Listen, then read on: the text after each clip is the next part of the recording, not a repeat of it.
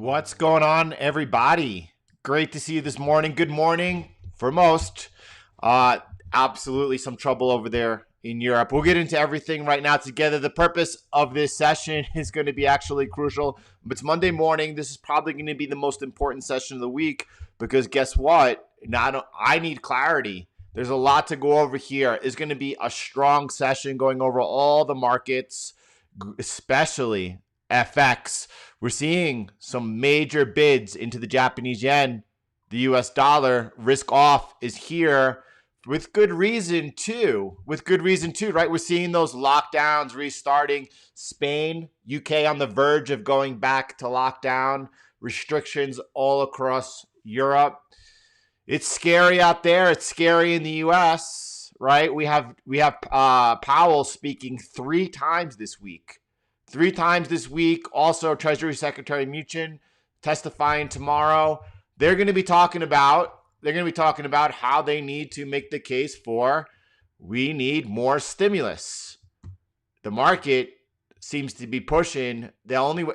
You know what? If the market crashes here, it's about the only way they're going to get the lawmakers to do some emergency sessions and get together and pass some stimulus. Is the market trying to push that? I don't know. We're going to work it all out together. We're going to figure out what's going on over here. Important levels have been breached. Listen, this to me reminds me of around April, around April, middle of May, April, and that was the most difficult time all year to be trading. It was the most difficult time. At that point, I did not know if we were going back down to test 2,300, maybe even the lows, or if we were going to come up all the way and head towards 4,100, right? And you know what? That's where we are. The rest of the year has kind of been easy. It's been a fantastic 2020 with some phenomenal trades and awesome volatility. Right now, things are not so easy. So that's my attitude, that's my mindset, that's my perspective coming into this session. We need to really do a deep dive. I'm just coming from the perspective that I don't know anything. I'm going to try and get a clear look at the markets and figure out what's best, because there's a lot of opportunity right now. The markets are waking up. We'll start with the dollar today before we go to the S&P 500, then the Nasdaq. Then we're going to check in on gold, silver, and Bitcoin. All right, let me start over here. Luke, good morning, everyone. Great morning. Listen, attitude is everything, right? Attitude is everything, and the biggest edge you can give yourself this morning is just gaining that perspective, getting yourself in a posture of openness here. Figure out what's going on. There's a lot of money to be made when the markets get like this. Let's make sure we stay on the right side of the trades. As critical levels are being broken, and the critical levels have been broken on both on S&P, on the Nasdaq. It's not only there. We're looking here at the currency markets as well. And I'm going to be looking at every single currency pair today. The markets are alive. And you can't get caught on the wrong side. You have to have your stops in when critical levels are broken. You have to get out. Hope is not a position, and this is the opportunity to get into a position of strength.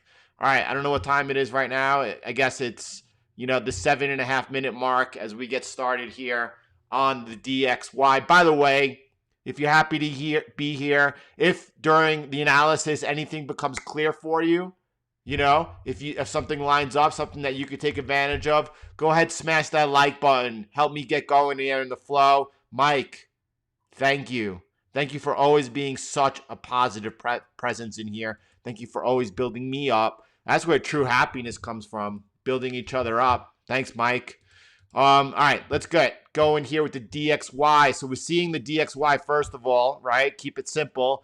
This was all resistance, broke out, and since September the 10th has been support. You could see right there, these like magic lines that we have. You could see that has held as support, and now we're resuming off, but we have this as our safety line over here. This little peak over here was on Wednesday last week after the FOMC. It looked like the dollar was racing out. Why was the dollar racing? Do you remember also that Powell was very clear, because this is not going to be any different this week. He was very clear that we need more stimulus. He was basically begging for stimulus. The dollar got really bid on that. The market sold off on that. Do you think it's going to be any different? He talks this morning, by the way, in 51 minutes. Powell is speaking this morning. Some Zoom conference thing. But tomorrow he testifies before the House, right? And then he speaks again on Thursday with Treasury Secretary Mnuchin. We also got huge PMI numbers out of Europe. Why that's important on Wednesday? Because right now, the dollar and the euro, we'll get into the euro-US dollar in a little bit. They're battling out here for some crucial levels. This is a big week right now, but we haven't got our confirmation. What's our confirmation? We got to break above Wednesday's peak over here, and we got to flip that into support over here. At that point, it looks like we could see some bigger moves on the dollar. Whether you want to believe it or not, you have to follow what's happening on the charts. Plain and simple. You can't get caught up in what you think should be happening, right? By the way, right? Everyone. I love Raul. When I say I love, I mean I appreciate his analysis and what he adds to the conversation each and every day, for sure. But I mean, you can't get caught on the wrong side of a trade for that long, right? Is he going to be proven right in the end? Maybe this is a big week, right? What I'm trying to make the point is here, regardless of what you think is happening, right now we're at some critical points where we could see big extensions of these moves that are happening, which are counter trend moves. They can become really big. You can't get caught on the wrong side of the move. You have to be on the right side of the trade. We're going to watch this all. It's a big week over here. And you can see on here in the dollar, this is the line that we're focusing on. 93.64, 93.65 in this area over here. If we break above it, could we shoot all the way up towards 94? The resistance over here before coming back down? Yep. And again, 94 is also a big one. We'll navigate it. We'll navigate it together. First thing we're watching is in 50 minutes, Powell speaking. Let's see how the market reacts to that. All right. What's next? The S&P 500. Not yet. Not yet. We're still in no. Oh, by the way, I just want to be clear. We're still in no man's land.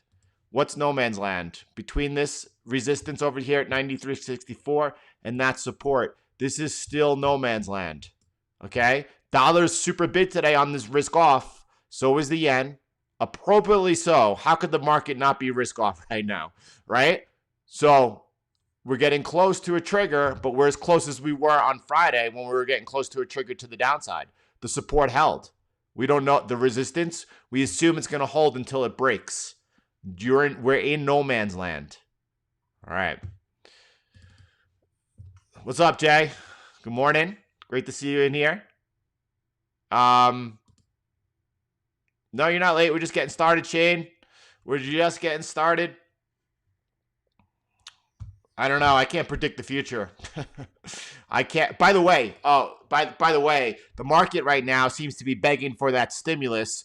You're gonna have two things happen in this week. You're gonna have Powell begging for that stimulus, and then you're gonna have Mnuchin begging for that stimulus. Right now, we all know what's going on here, right? We have an election in 2 months from now or less, 6 weeks from now. October, November, 6 weeks from now. And everyone's playing hardball on both sides of the aisle, right? But what's happening in the meantime is the economy suffering. But if that stimulus comes, it's going to be like, did you ever lighten your barbecue and you throw some of that fuel on it and it just lights up? You have bears, you have bulls very reluctant here to buy any dip, rightfully so. We just took out major critical trend line over here. But you also have bears a little bit reluctant themselves because if that stimulus comes, they're going to get whack-a-moled. But over here, check this out over here. You have, this is the highest going back 12 years, the highest amount of speculation short on the Nasdaq 100 over here. Now, if you look over here, this yellow line, this is the price of the Nasdaq 100 itself. Here you could see above is long, below is short, and check this out over here. Just because you see that they've been on the wrong side of the market a lot more than they've been on the right side of the market. Nothing is easy. Let's figure out what's going on in the chart, starting here with the S&P 500. We broke a couple of important things over here, right? I gave an update on Saturday so everyone had a clear indication there was no FOMO. Just check out just take away that FOMO, right? Yeah, we're going to be taking a look here at the S&P 500 now. We're going to get into the Nasdaq, and then we'll look at gold and silver. Silver's on the verge of breaking 26, that crucial support. Hasn't broken it yet. And gold is still a little bit off. It's breaking its critical support is at 1900. We'll take a look at them right now in just a moment. S&P, yeah, we're going to take a look right now at everything on the S&P. Let me start here. First of all, right, we broke our prime trend line over here. Let me draw this in. This is important for myself right now. I'm doing my analysis, so I make sure I know what's going on over here. Let me clone this and then just bring this down over till I get those touches over here, right? This is all relevant now, so I want to know. You can't see when my eyes are focused. My eyes is touching these 2 points over here because I want to see what's happening over here. Why? Couple of things. All right. So, by the way, this is the prime one. The one that is darker is prime. Okay. This one over here is just a little bit of a guide right now. Focus. This one is brighter because it carries more weight. But this one right now is important. Why? Because if we all get rejected right over here right now and then start making a lower low again, that's a clear sell signal bringing you back into this support over here at 32.33 or below at 3,200. So keep an eye on that. What else are we looking at over here? We saw the breakdown, and then we closed on Friday up at, we didn't know, right? We said on the Saturday's analysis, we're closing at the support line. So we could go either which way. Let's see what happens. And then we could see, what happened was during Asia, we traded down off of it. That gave a signal if anyone was aggressive right there. And then the other signal was below 32.80. But if you took the 32.80 signal, there's no, oh, look at that. The 32.80 number I give coincides exactly with the trend line. So if you're looking for the 32.80 one, the 32.80 number here, now you're waiting for a retrace into that trend line, which was support, is now resistance. If that breaks over there, that's going to give another sell signal right there. Everyone clear? If you're clear on the S&P 500 right now, give a thumbs up over there. I want to make sure that you are with me because this is a critical time here in the markets. If we trade up over here, right, then all of a sudden that is no longer resistance. And then we're going to be looking at what happens. We're going to be looking at what happens all the way back up over here. In that area over here, you have this trend line. And you also have this horizontal resistance over there coinciding at 33.39. That was our critical support on the way down. Now that should be critical resistance. Two areas to watch. I laugh at you. I'm so sorry you're wounded. I really am. Nasdaq, let's take a look over here.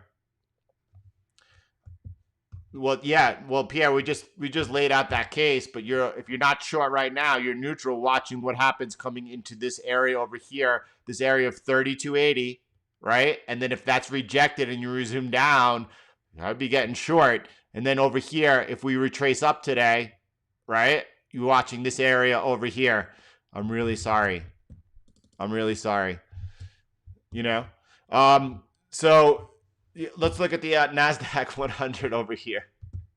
We were trading in this channel over here, right? Boom, boom. Let me draw those lines for you, right? What happened? We peaked below it, came back up, closed right below that horizontal, right? No, didn't we close up on? Yeah, I'm sorry, but rewind.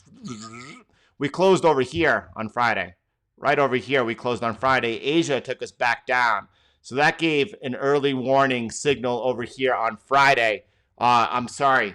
That gave an early sell signal over here during London today as you made the lower low below the resistance.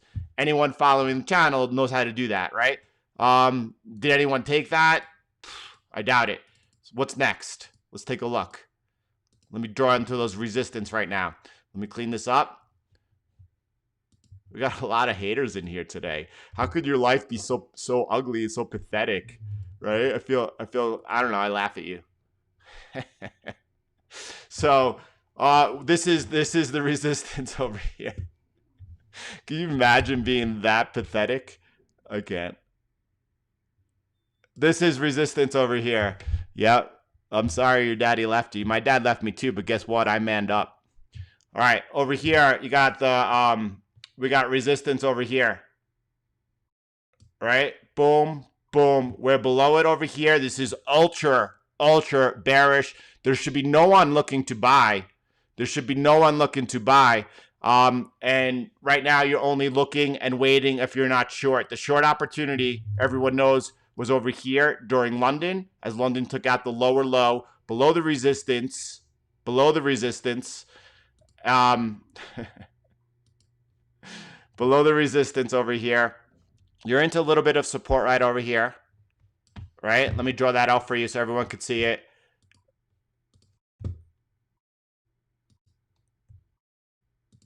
Let me draw it over here.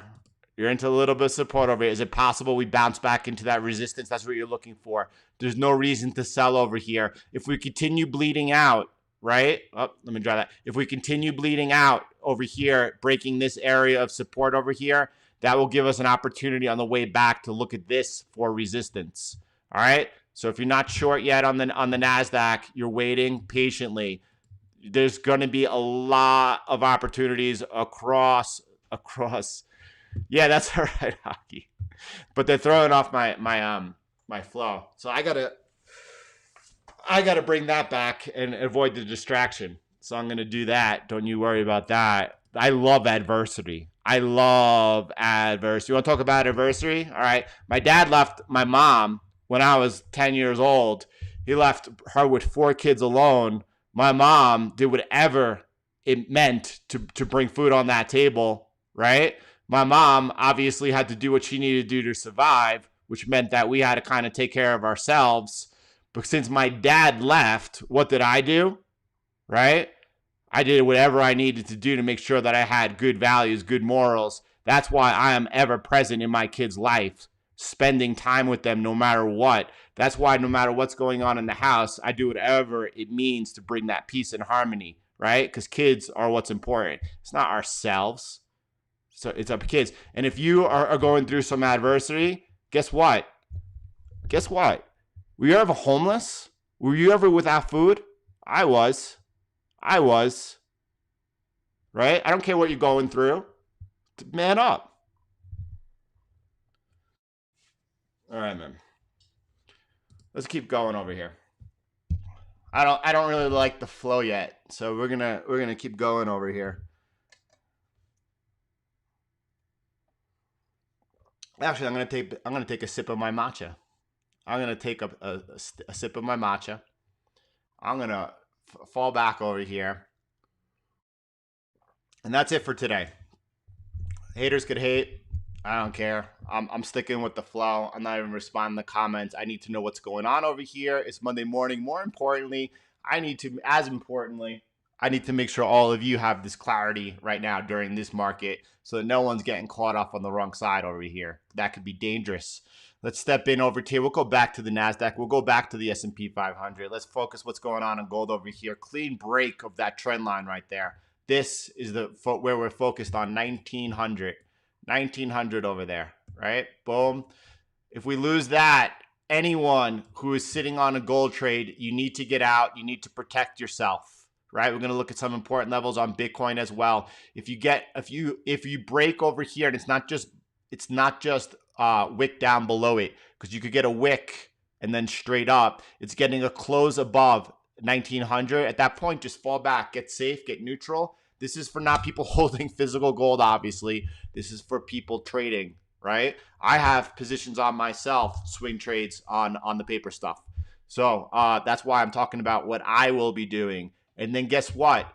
If all of a sudden, maybe we find the rebound, there's a lot of variables in play this week, a lot of variables. By the way, the passing of Ruth did not help things whatsoever. It's going to bring a lot more friction to both sides of the aisle.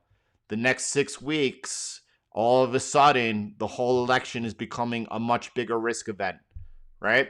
So, and it's not going to, election night, we'll talk about it as it happens. That's going to be a disaster, right? It's going to be a disaster because it's going to actually bring uncertainty, even if there's a landslide victory. So we'll figure it all out. But right now, we're focused on today. We're focused on this week, right? Boom, boom, boom. So, again, we haven't broken that technical level over here, 1900. We're getting close. The dollar's getting close to breaking above 93.64, right? You see how everything's working together? Is it still a dollar story? Yep, it's still a dollar story. Let me clean that up a little. I want everyone to have that clarity. Oh, what I wanted to finish. If we break below 1900, if I get even, and then all of a sudden things change, and all of a sudden we come back above this trend line over here, boom, right? I could get long again. If things improve technically, I'll get a long again. I'm not selling gold. I'm not selling gold whatsoever. By the way, fast forward 6 weeks until election night. What do you think gold is going to do? Do you think gold is going to be bid on uncertainty? Man, that's one of gold's best use cases. So gold has a lot of things going for it, and it's not just what's going on with the expansion of the Fed's balance sheet, the expansion of the debt in the U.S., the devaluation of fiat, the negative yielding interest rates. It's also got that risk case of what happens in uncertainty. There is that bid, that flow into gold. So that's gold. So what I'm saying is, if you get out, that's a great place to be, because then you have the opportunity to get back in at a lower or a safer, higher price. All right. What about silver getting here, breaking down below this important $26 area over here? That's important support over here. If we get the close above it, below it today, it's time to get out. Anyone trading the paper stuff, get neutral. Get neutral is a power position. Why is it a power position? Because it gives you the opportunity to get back into a trade when it makes sense. Don't hold the trade against you, hoping it comes back. That's not a way to make a living. That's not a way to make money. If gold loses 26, could it have a bigger waterfall down? Silver's going to come down way harder than gold will come down. Just like it goes up higher, it's going to come down higher. The next area to watch over here is 2450. We'll watch what happens in that area. If you close above the support, we haven't broken that important level. We haven't broken that important level. By the way, do you see 2580? Do you see this little peak down over there? Do you see this little peak down over there? Both times it closed back above it. So watch 26. That's the area over here. I don't know. What's the crowded trade, you know? All right, let's keep going over here. Just another sip of that matcha over here. We do have, wow, 2,300 people in here. Let's keep going over here. A lot of people looking for the head and shoulders. James, you looking at that on silver? I don't see someone needs to help point that out to me. I don't see a head and shoulders here, because if that's the left shoulder, the head, and then the right. If you're looking at that, I mean, well, what's this? I mean, I don't see it. But if you're looking at a head and shoulders pattern, the neckline is still 26. The neckline is still 26. So same difference, right? If it is head and shoulders, this 26. What about on gold? I don't see a head and shoulders here either. All right. Get that matcha. Yeah, we just, Annie, go ahead and pull back not that far on the stream until you see, as you're pulling back, us discussing the Nasdaq. You'll get a clean look over there right now, right? Unless someone went short over here. This was horizontal resistance. This was this trend line channel resistance. We closed below both those resistance during Asia. So the entry could have been during London as you made a lower low. If you're not short the Nasdaq, right? You're into that first area of support. You're waiting for a resumption up into resistance. What is resistance right now? It's this horizontal line at 10,895, and it's also this channel, right? That is also what support. That is now resistance, both in the same area, right? You see this little bit. This is light support that we came down into, so it would make sense for us now to resume up. You don't sell as your price hits the resistance, by the way. Only if that resistance holds. How does it hold? Price is rejected by the resistance and resumes back down, making a lower low. That's when you attack. All right. DXY, again, everyone is watching 93.64. Let's see if we come up with there. We're still in no man's land. We're still in no, I don't, AJ. I don't think that Bitcoin will decouple until towards the end of the first quarter 2021. Towards the end of the first quarter. When is that? January, February, March. Right around, March, I think, is the earliest, but around there.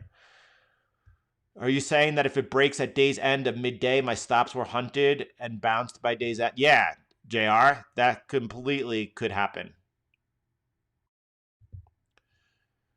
Dale, I was losing lots of money. Then I found you've been sitting on the sidelines watching your TA. However, I mostly value your positive sentiment no matter what direction the market. Thanks, Dale. That's so important in anything in life, right? Is keeping that positivity. What's that beautiful, beautiful show? It's a Beautiful Life. Is that it?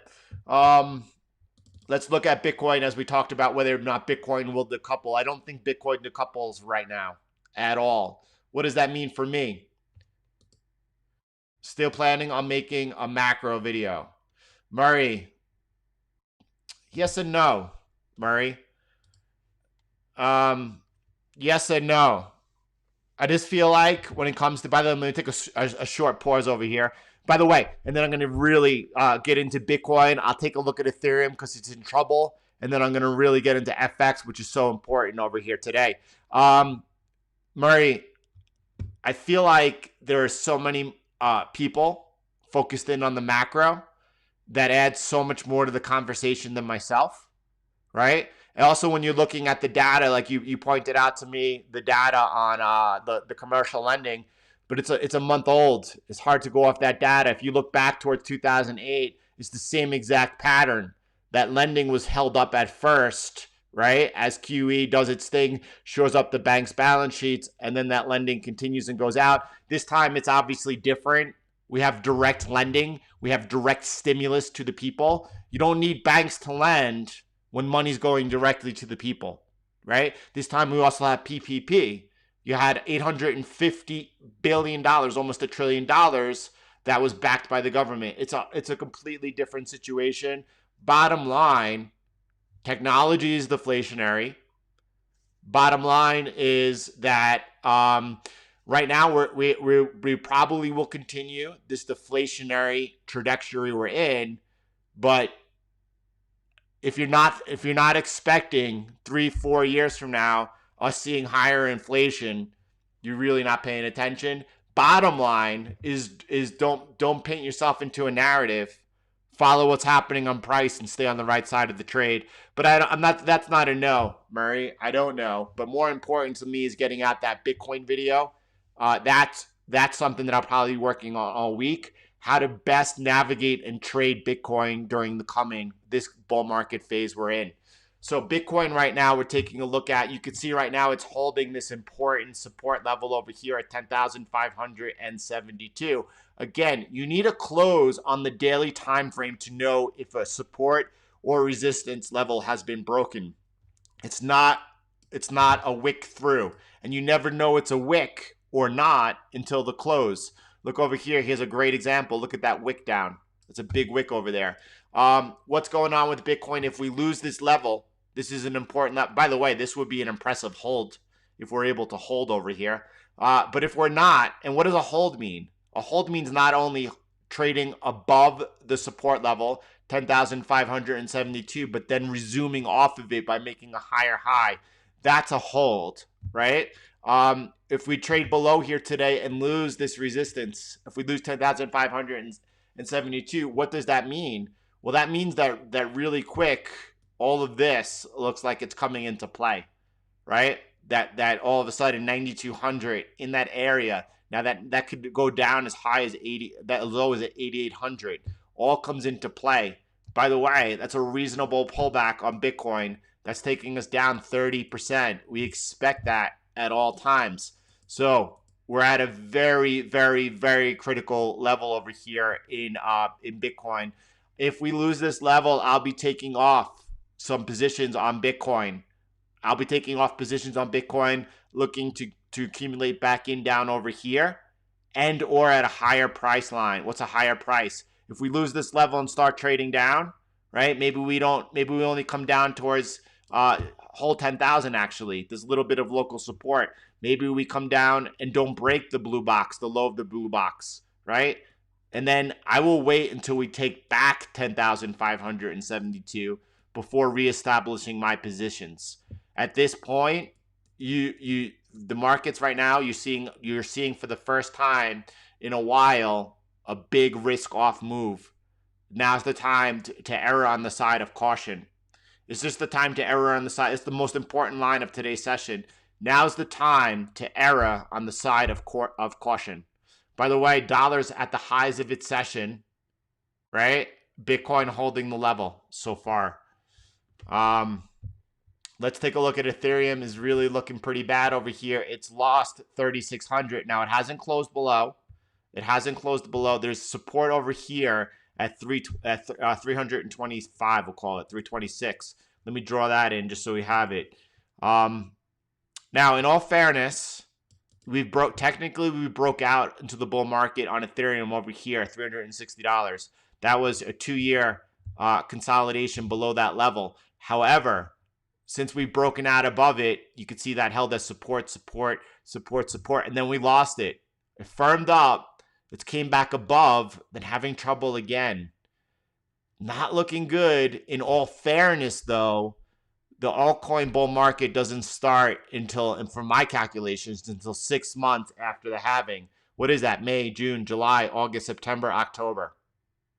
October, November, notoriously amazing months. The two best months for Bitcoin, right? Is that going to trigger alt season?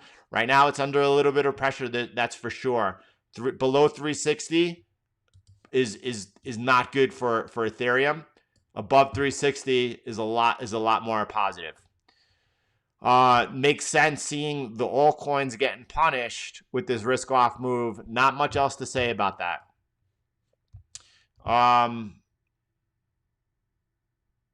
Does Bitcoin run with the dollar? So, I mean, just keep it really simple. Bitcoin is absolute. Yeah. I've done, going back a couple of years, some pretty strong videos showing the correlation between the DXY and Bitcoin. However, listen, during the bull phase, during the later half of 2021, during the bear phase, 2022, Bitcoin will be decoupled from everything during those extreme portions of its phases. All right, what else we got going on? Further pressure, dollar making new highs on the session. Let me clean this up. Everyone knows we're into no man's land until we break above 93.64, right? We're taking a run out of it. At the least, it looks like we're ready to take out the stops that were placed above the high on Wednesday. This is not an entry on a breakout. Never take that breakout entry, right? Always wait to see if the daily closes above or below that resistance level. Not only that, I look for the retest, and then if it's confirmed into support, the resumption out is when we attack. Now, we have that big 94 level to worry about. I would be taking it. I'll let you know. I would be taking it on a resumption off of it, confirming that into support, right into that resistance right there. What else is going on? We want to get into FX today. A really strong look at FX today. Let's start with the Euro US dollar. It's getting ready to break a very important level over here. Just as the DXY, by the way, is getting ready to break, or it looks like it's on the verge of breaking. Rewind to last week. It looked like it was getting ready to break down through support.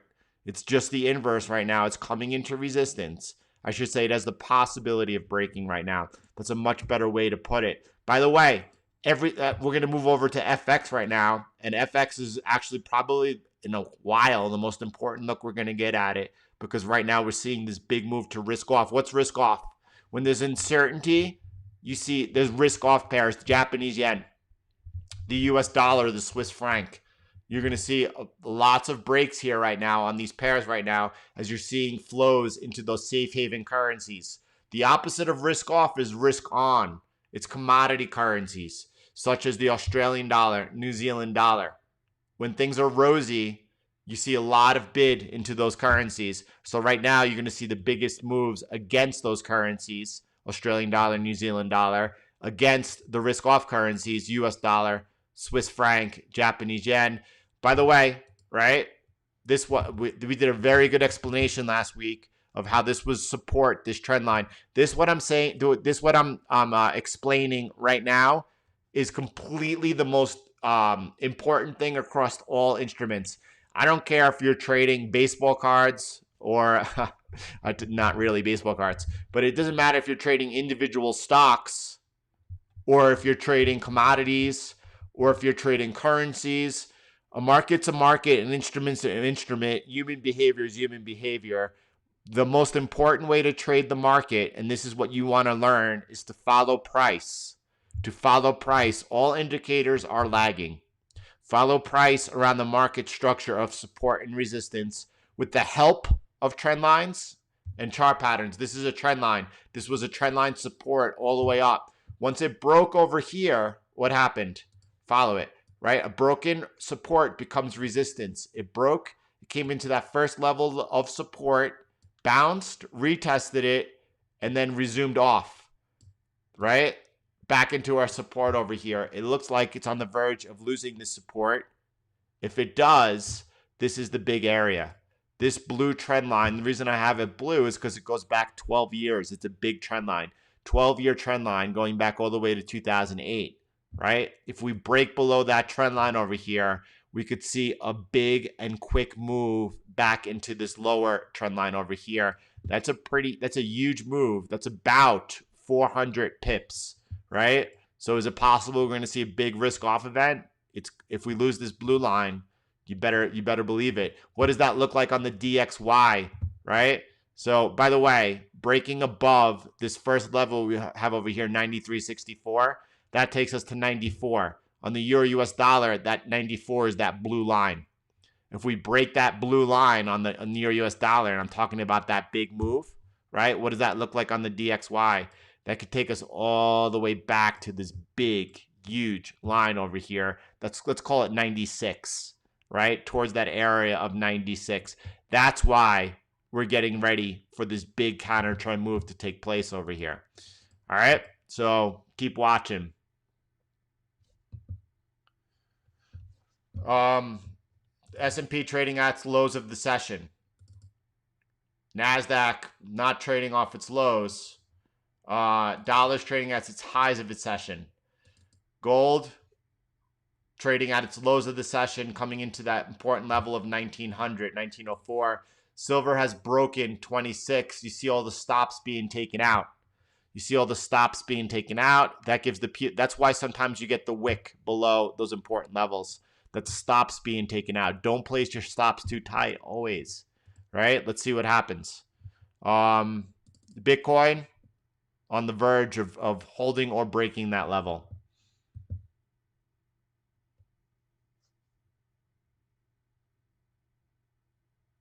Hold on. Kristen's got to go.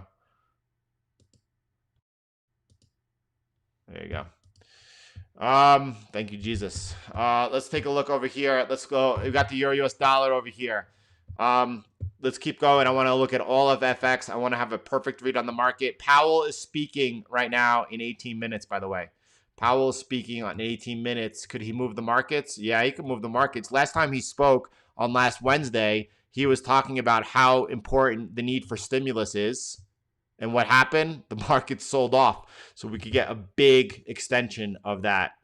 You should not, what's a good stop for the S&P 500? You should be out of the S&P 500 as soon as we made the lower low off of Asia over here at 33.07. There was a video posted on Wednesday giving everyone a heads up going into that session.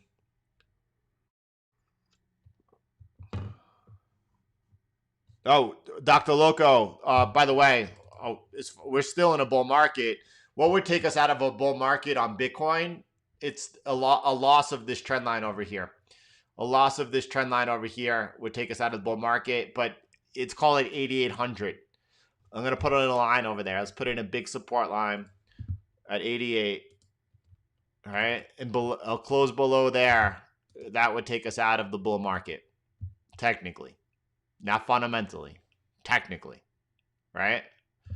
What happened over here during the crisis? By the way, what is different about this time is we're not having dollar shortages. There's a huge difference what happened back in March, what happened in February, than what's happening right now. This right now is the market, right? It's the market demanding stimulus. That's the situation we're in. Is it fake? Yeah. Is it manipulated? Yeah.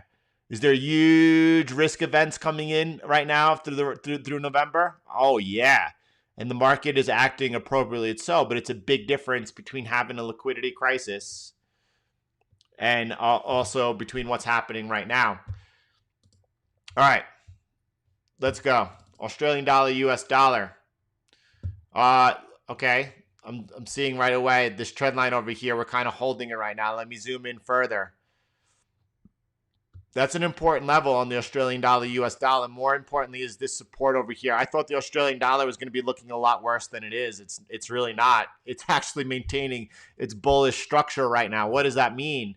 If we get a resumption off of this, that opens up a buy signal. Is that aggressive? Sure. Is there anything wrong with being aggressive as long as you have good risk per trade? Absolutely not. Absolutely not. Most important thing in trading, position size. Get it right. Second most important thing, the direction of the market. Get it right. Third most important thing, buy off support, sell off resistance. Get it right. Right? This is an uptrend. It's still technically holding an important support level over here, this trend line. We're coming into support. If that resumes off of it to the upside, that's a good place for me to look in and possibly lean in. That is giving me a thumbs up over there. When do you re-enter the S&P 500? We'll go back to the S&P 500 in a little bit. We're going to go through some FX right now. Then we'll look at places to re-enter. As far as re-entering longs, right? This looks pretty bad right now. For this to become in better technical shape on the S&P 500, there's been a lot of damage done. Technically, there's a lot of damage done. This is bearish. We're looking to continue to sell right now, right? So we have to regain this 33, 39, this resistance up here, that support line, coinciding with that prime trend line. For us to be looking to take longs again on the S&P 500, right now, that level needs to be regained and then confirmed into support. Right now, we're only looking on the short side. Australian dollar, Canadian dollar.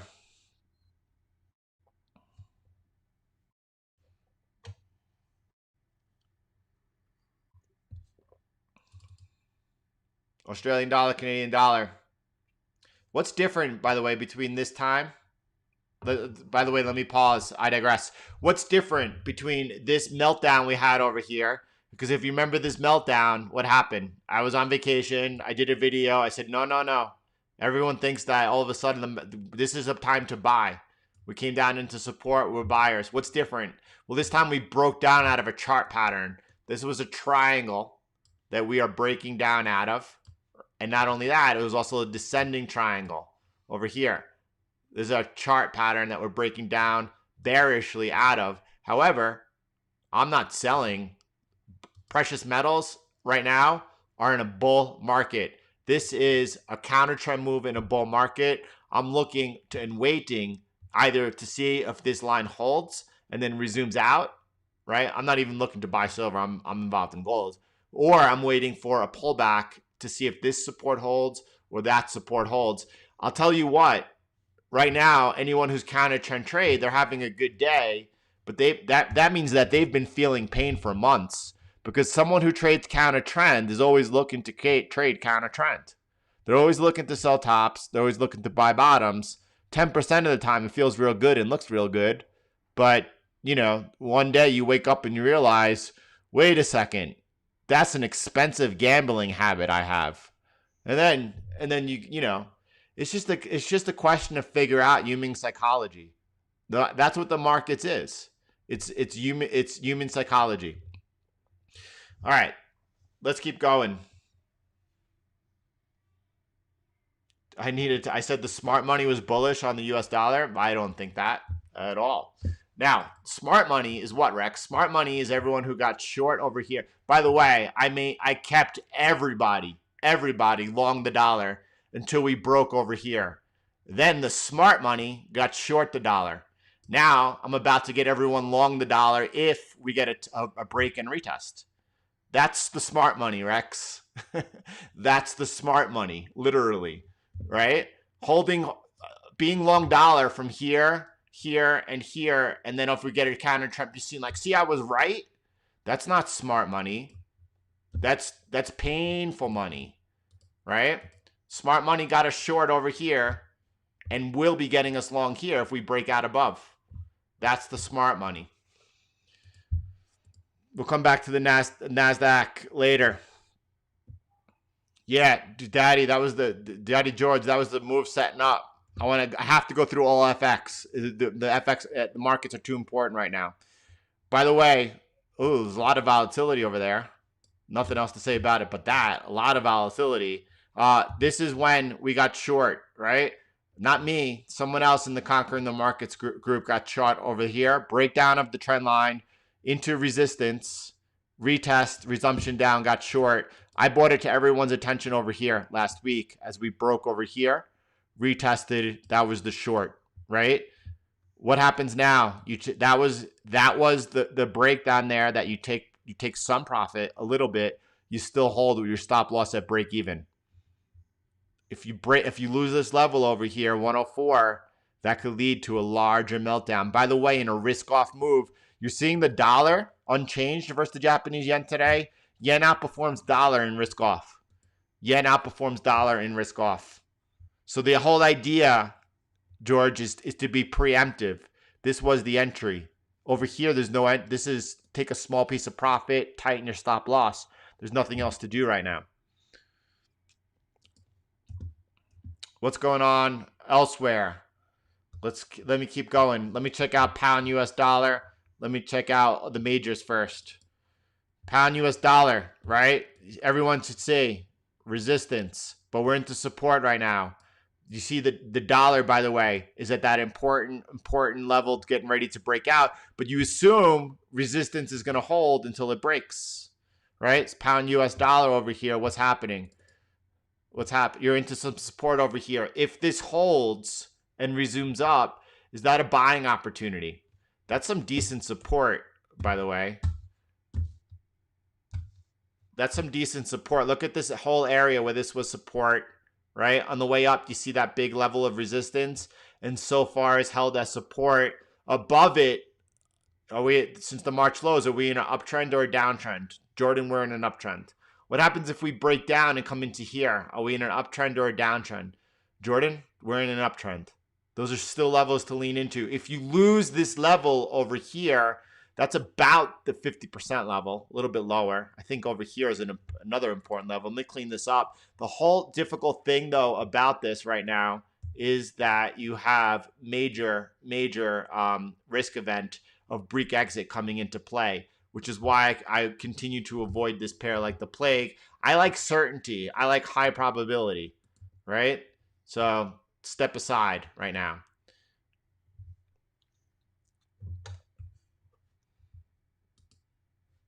When will they inverse there?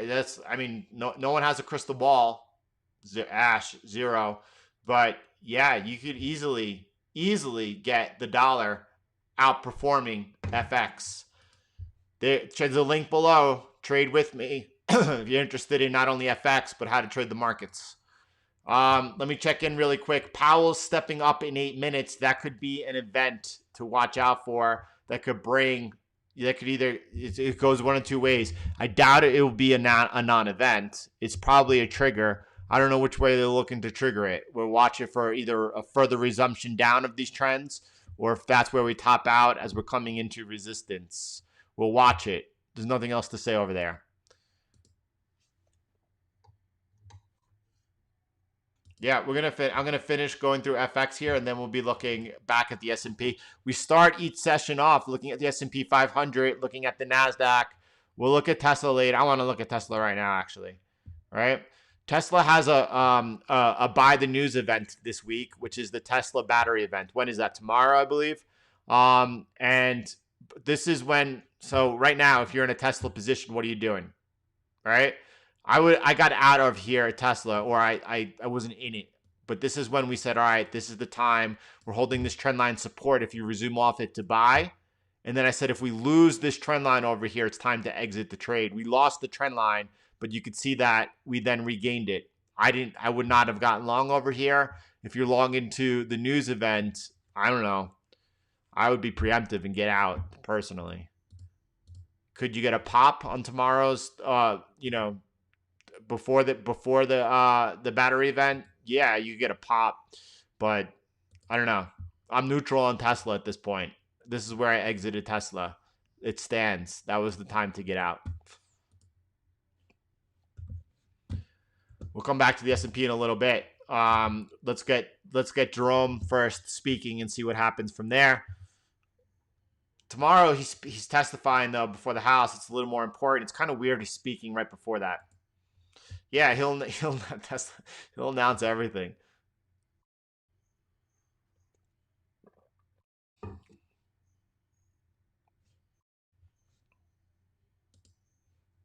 Yeah, we're here to we're here to keep people on the right side of the market, so no one gets left behind as we have major breaks. By the way, nobody following this channel is long the S&P, right? Everyone was aware of that prime trend line, the break. Everyone knows what a break looks like. What does a break look like? Was it possible to tell in the Friday close? No, it was not, right? But then you had Asia hold that resistance and then a resumption down. That was the last place to exit anyone who was long. I just want to keep everyone on the right side of the market, which is why if we get a big breakout over here, well, it's time to flip long, right? We've been watching this, by the way, this whole time we've been watching and managing the dollar here, looking for a reversal, but never taking a trade until that is confirmed by the charts. All right, everything stands. Euro, I want to take out the Euro Japanese yen. Euro's on the verge of a breakdown itself. Japanese yen is bid, but you can see over here, this line over here, this support line. Let me change this to resistance, by the way. By the way, a market to market, learn something right now. Do you see what happened over here? Do you see once this support line, I just turned red into resistance? Do you see when it broke, what happened?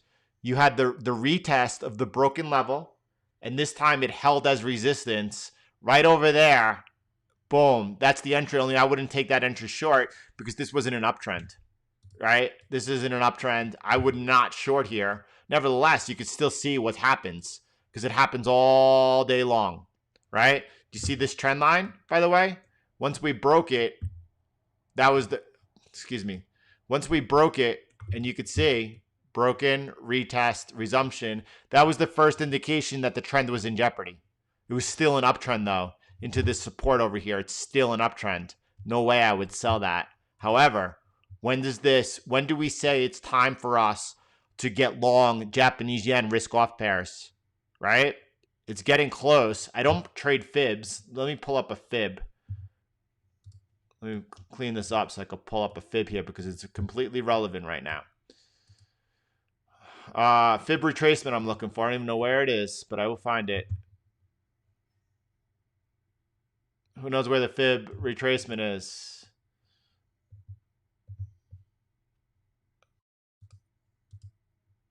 Let me find, just give me 1 second. I want to pull it up. It's kind of important right now. You guys have never seen me pull one up. It probably, if you have, it must have been close to a year ago.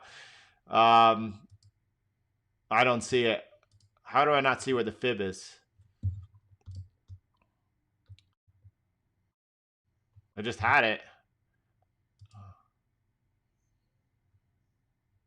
Under Pitchfork.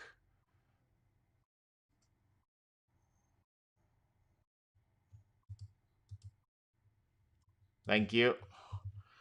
All right, let's see.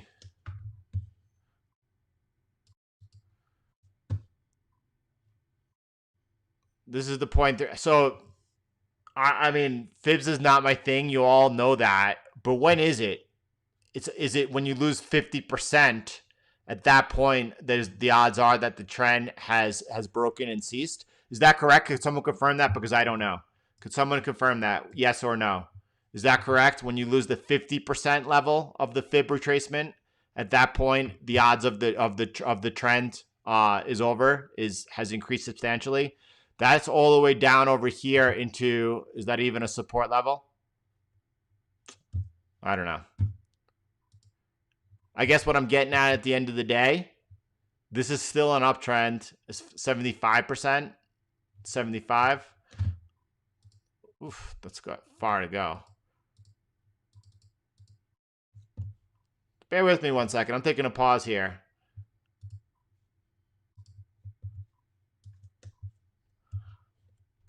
Bear with me 1 second here. 75 is all the way down over here. I don't know. I'll look into that. I'm not 61.8. That sounds about right. Rex. I'm with Rex. That's also the support down over here. Let me draw that in.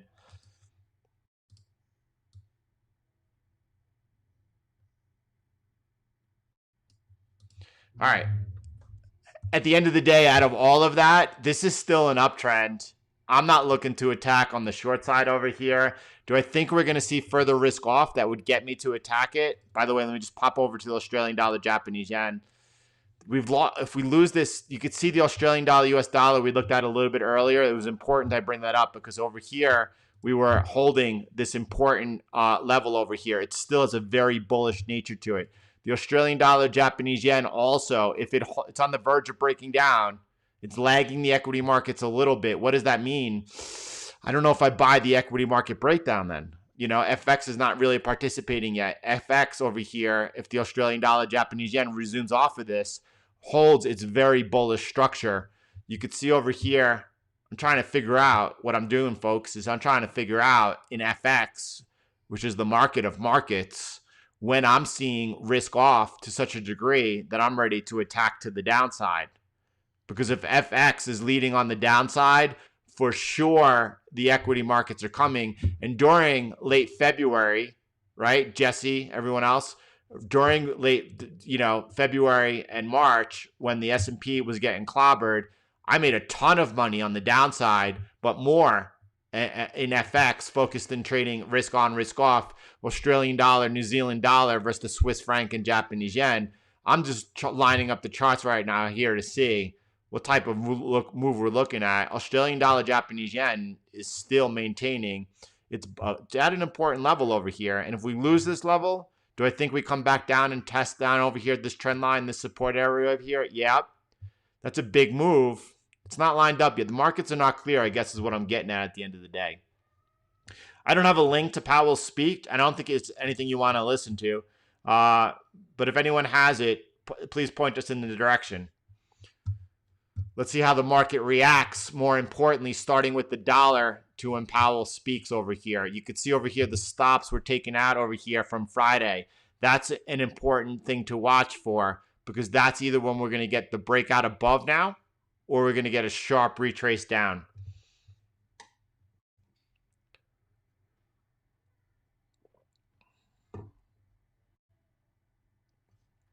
No, I can't see the markets functioning without that stimulus. But I'm doing this, first of all, this analysis for myself here. That's not selfish. It's just what I do, right? And I do hope it brings clarity to others. I have to say this morning, I don't have a lot of clarity. I don't have a lot of clarity. When I don't have clarity, I'm going to wait until I do. And it's been a tough period, going on a month now. Now, everyone knows, right? The last couple of weeks through Labor Day, that's when I took a break from the markets. And thank goodness, because that was not a place to be in the markets, as I will come mid-December. Since we've been back, though, I've been really managing this whole area, trying to stay on the right side of these trades. It hasn't come easy. It has not come easy. Tim, that's an interesting perspective over there. Long-term downtrend has pulled back up. Let's take a look over there.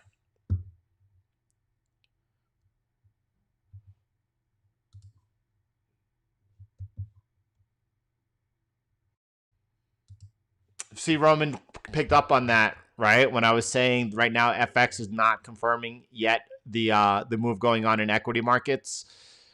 I think the equity markets right now, if I'm putting together a hypothesis, because that's all it is right now, is it seems to me that they are throwing a tantrum, and it could go a lot further looking for that stimulus. At the end of the day, one of two things is going to happen. Either the Fed's going to come to the rescue of the market, but first the Fed wants the GOV to do it, wants the government to do it, right? If the market continues to push for that stimulus and it doesn't come, the Fed's going to have to step in at the end of the day, but we're going to see a lot more pain. FX is not showing that pain yet. Is it on the verge? Is it close to it? Yeah, but it's not really showing it. Let's pull this up for fun over here.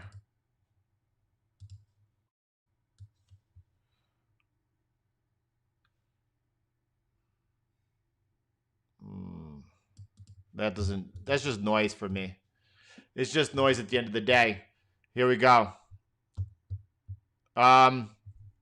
Australian dollar, Japanese yen. By the way, I look at the current situation we're in since the Fed intervened at the March lows. I mean, if I ask my 4-year-old, if I ask the 4-year-old girl, are we in an uptrend or a downtrend? There's no way that she would not say we're in an uptrend. She's like, Dad, that's going up. We're still in an uptrend, right? Could we be losing this important little bit of trend line support over here and that horizontal support here in this session, yes. If that happens, I think we see a bigger pullback. You can see where my mouse is, starting here with support, resistance, support. That coincides with that area over there. So we're on the verge of a big move happening right now. You can see that on the dollar. I can see that in FX a little bit. I need to do a lot more work here and figure out where we're going on. But nothing's clear. Nothing is clear. And I don't like anything that's not clear. So here we are. Some people get so upset. They want clarity. Sometimes there's no clarity. Pobrecita. We have an expression in Mexico. Pobrecita, right? Some people are very weak. Some people are very weak. Yeah, Joe, that's at least the way I see it. Yeah, we have a lot of advice for gold. If you break 1900, get out of Dodge, right? If you lose this support level over here at 1900, 1904, at that point you have a big technical break. You do not want to be long on gold whatsoever. Silver's breaking down over here, bleeding down below 26 right now. They haven't closed below it though yet. The dollar is on the verge of this breakout over here. So one of two things could happen. He's going to make the break, and this session, right, the next hour until the London close, could see some big moves where we could get another wick down that could send silver back above 26 easily. So careful out there. That's all I could say. People are saying, in my mind, everyone is looking. Some people say there's not, the election is not really being it's a bigger risk event than people think. In my mind, everyone is looking at the election as a huge risk event already. In my mind, everyone's already looking at the risk event, right? And all those that are short, or what's keeping me from being so readily to attack on the short side is that in a second things could change. And if the Treasury sends out stimulus checks on their own, they're sitting on what, $1.6 trillion right now of cash, and they could do that. Or if the lawmakers, feel the pain themselves, and they decide to have some emergency stimulus, the reaction is going to be to the upside and strong. So, DJ, I'm glad you got out seeing that on the S&P 500. We had that big trend line break. It was time to exit. Anyway, I don't see clarity, and all those that you see clarity, for sure I want everyone to be there, but all I could see is the big breaks, right? The big breaks. S&P 500.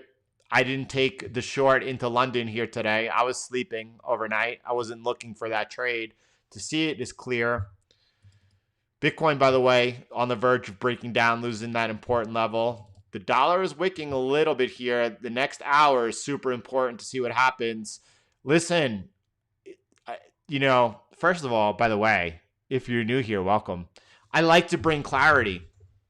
But if I don't have clarity, I cannot bring you the clarity. I could, I don't know which way we go from here.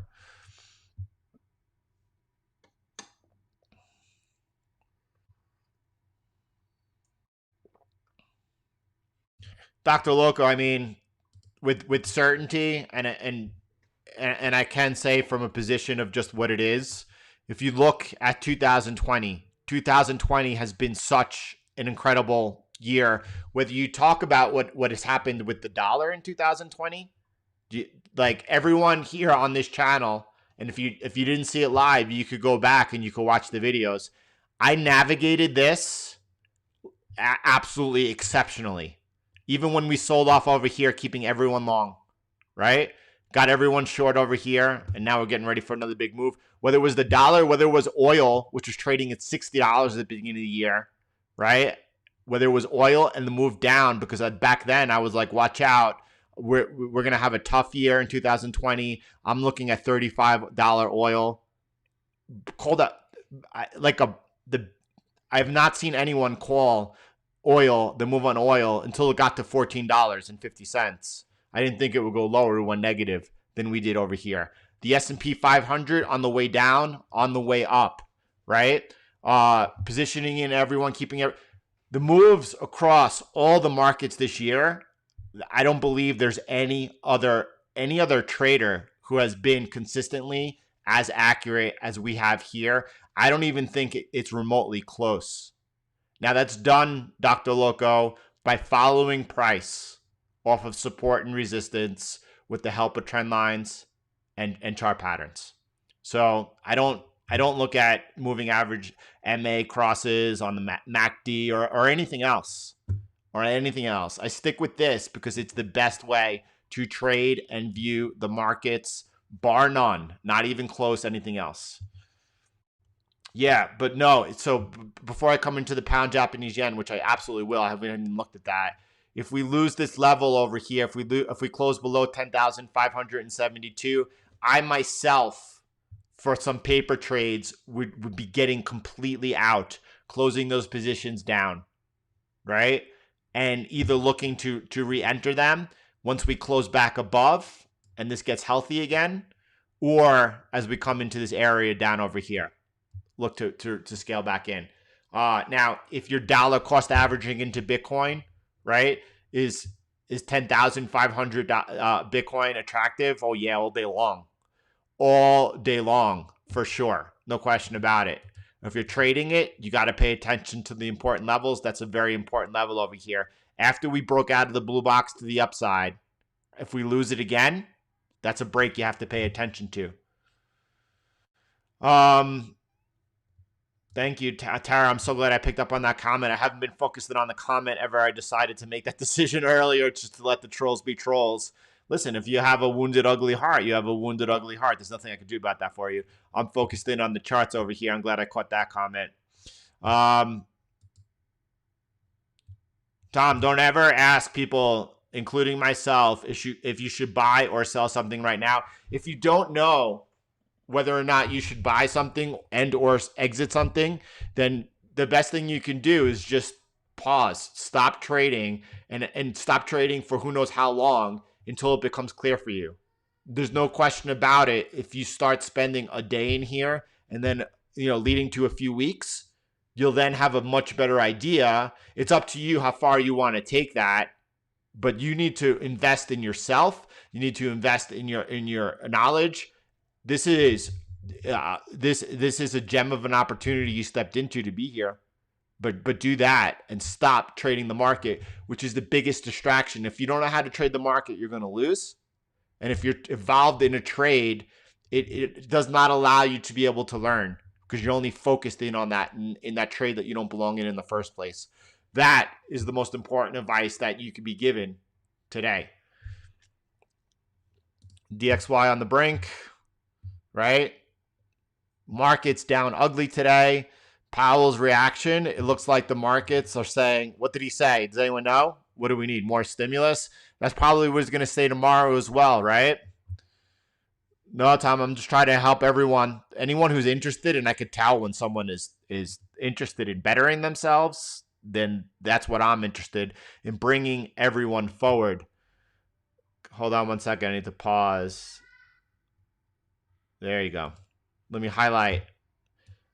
Kip's adding, always write down the reason you took a trade, not a random or listening to tips. Yeah, if you don't know the reason you took the trade, you should not take the trade, 100%. If you don't know the reason you took the trade, you should not take the trade. Do I think the bull market is endangered? The bull market is absolutely endangered. We broke these critical levels over here. It's this one, the highlighted one over here. Once we broke that level and lost the 3,339 support level on the S&P 500, that was a critical breakdown.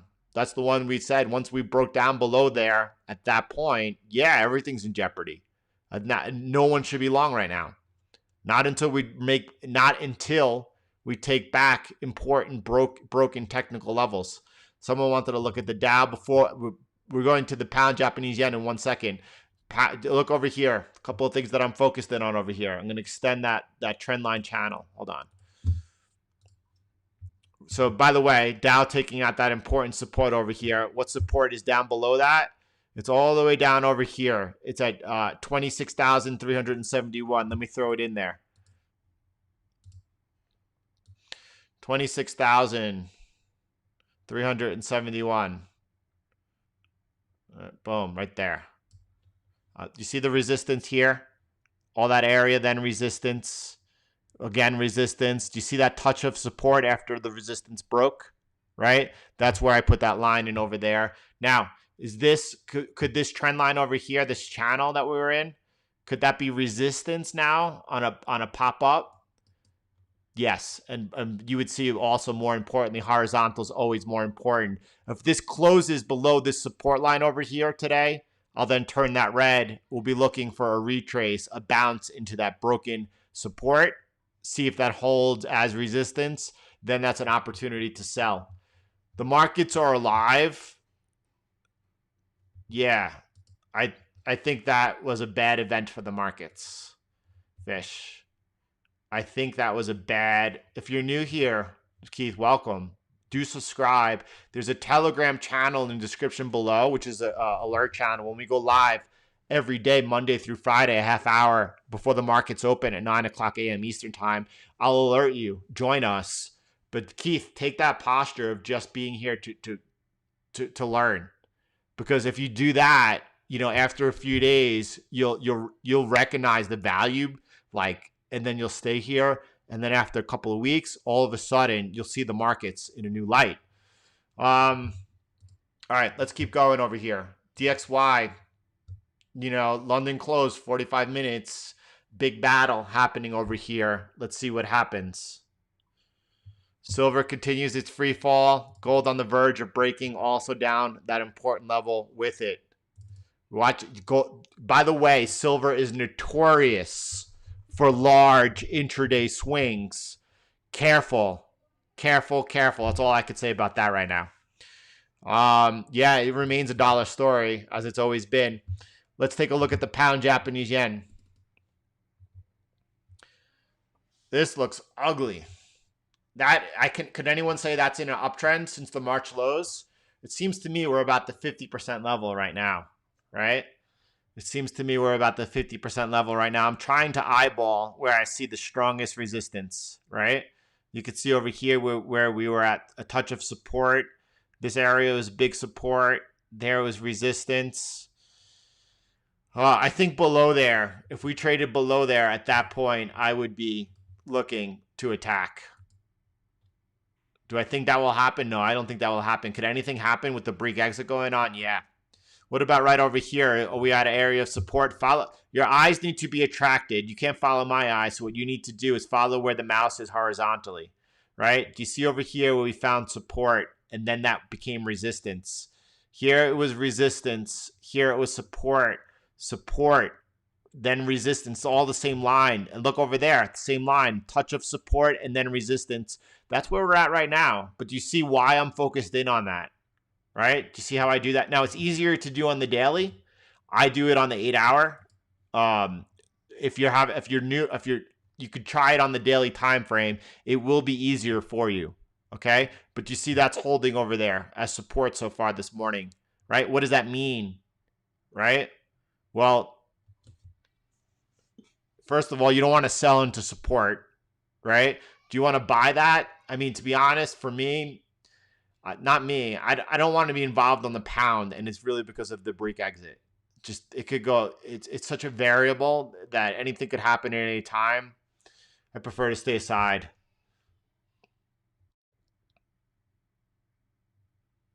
Everyone should be neutral on Tesla right now.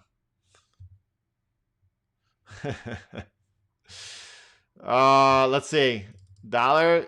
By the way, the level to watch is a break above 93.64. Probably we come into about 93.80, right?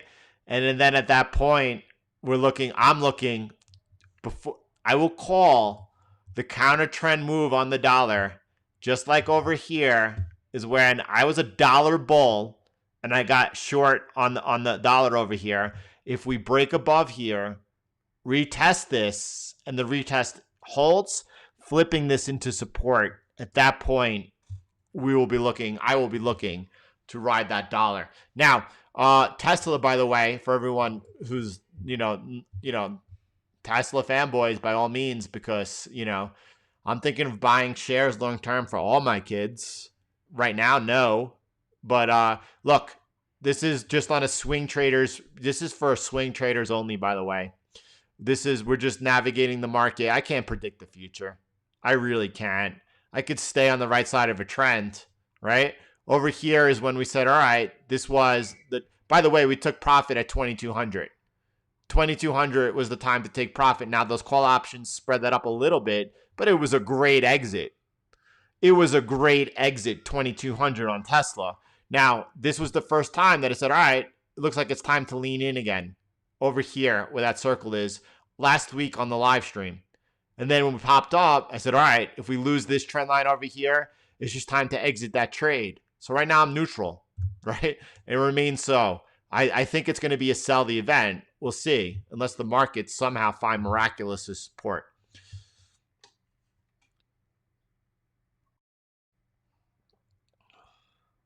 The market doesn't need stimulus. The people need stimulus. 25? Well, I don't know. Is that where we bounce from, or are we coming down into the whole number? By the way, this is, again, in my opinion, in my view, it's about 5% of the time you get a breakout or a breakdown that does not come back for a retest. That's a very low percentage of the time. And the amount of false breakouts and breakdowns you get make it a very low probability trade. Now, if this continues all the way down into our support 2450 and then resumes off of there, like, what does that mean, resumes off? Let's say price comes down into this level and then doesn't trade below it and then starts bouncing off it, making higher highs than the previous time frame. That's a place to lean in. That's the most aggressive, but that's a good place to lean in to try to reestablish a long on silver. Silver's in a bull market. Yes. I don't trade options personally. I've never traded an option in my life. I do believe that if you're going to trade in the markets, you better fully understand exactly what you're doing. Otherwise, you're going to lose money. And I don't understand options enough to trade them. I don't understand enough of the time decay. I don't know how to price them. So therefore, I don't. Now, the exact same technical analysis that we do here is 100% appropriate for option trading. And there's a lot of people here in this community who do that. A lot of them, 100% appropriate. And a huge, not only appropriate, a huge edge. A huge edge. Markets trading at their lows of the day. Dollar getting ready to test the high over here into an area of resistance right now. Definitely bid. London closes in about 40 minutes. Gold breaking down, important level. Bitcoin breaking down, an important level. Oh my goodness, the New York close today is going to be so important. Yeah, gold is breaking down this losing this 1900 support over here. If it does, there's no one who should be long gold looking to hold.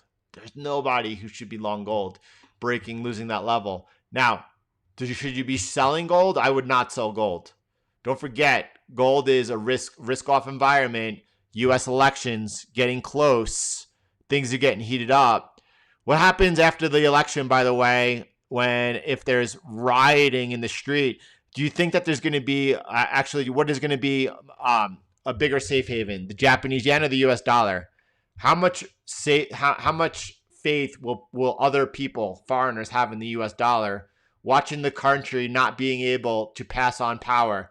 The United States is known for its power transition, for being able to peacefully pass on power due to the election. If they can no longer do that, could you imagine the quick loss of faith in the US dollar?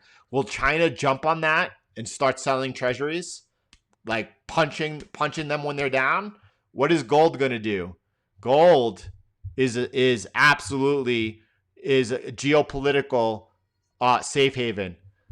So don't sell gold, but wait for it to come into a support to look to lean in and buy gold, or wait for it to come back and regain that 1900 level. Wait for it to turn that into support and then look to buy it.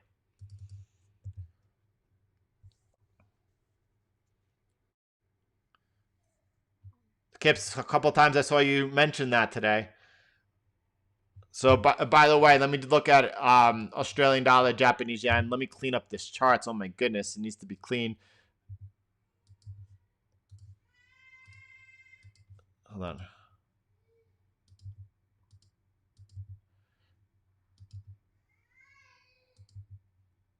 All right. So a close today, by the way, above this support over here, 75.53, that area, that trend line support, that definitely, absolutely, just like I have the Australian dollar, US dollar marked for me, that's would be that it held its bullish structure. That would be a place to look for me to look to go long. What about the Australian dollar, US dollar? Same thing. If it holds that and or holds this support over here, those are the, I don't really see anything going on in the markets that's bringing up an opportunity for me to trade or even into tomorrow. So it looks like it's going to be all about Tuesday. Those are the only two slight possibilities I see. So, by the way, this is a clear indication for me of risk on, risk off.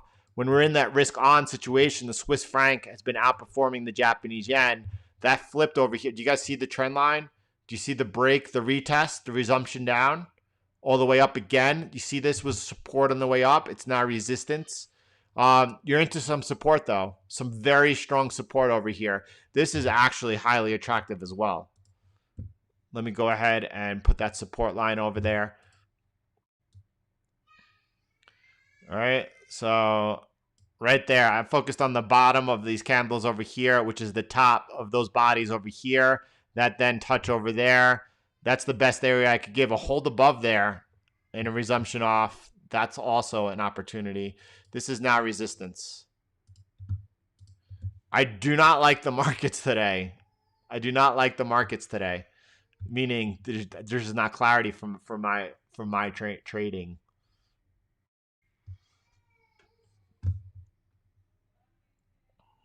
Let's jump back in on the Nasdaq. Good eye on that support over there. Who was that? Pavin. Good eye over there. Thanks for bringing our attention over here. Right? Is that a support to buy off of? Absolutely not for me. Right? On the Nasdaq, we've broken through some major areas over here.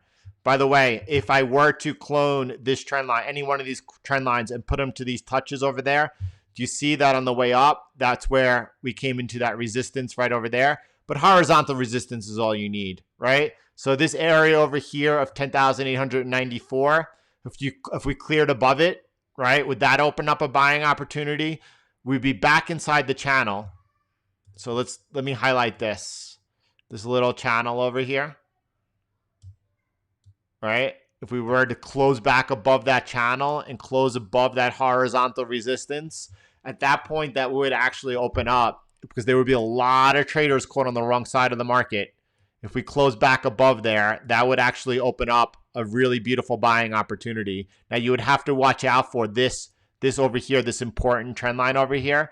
That should now be resistance and into that horizontal resistance. So if you came into that area, you would have to be taking some profit right away and locking in your stop, because this is still most likely then the place where you resume off of.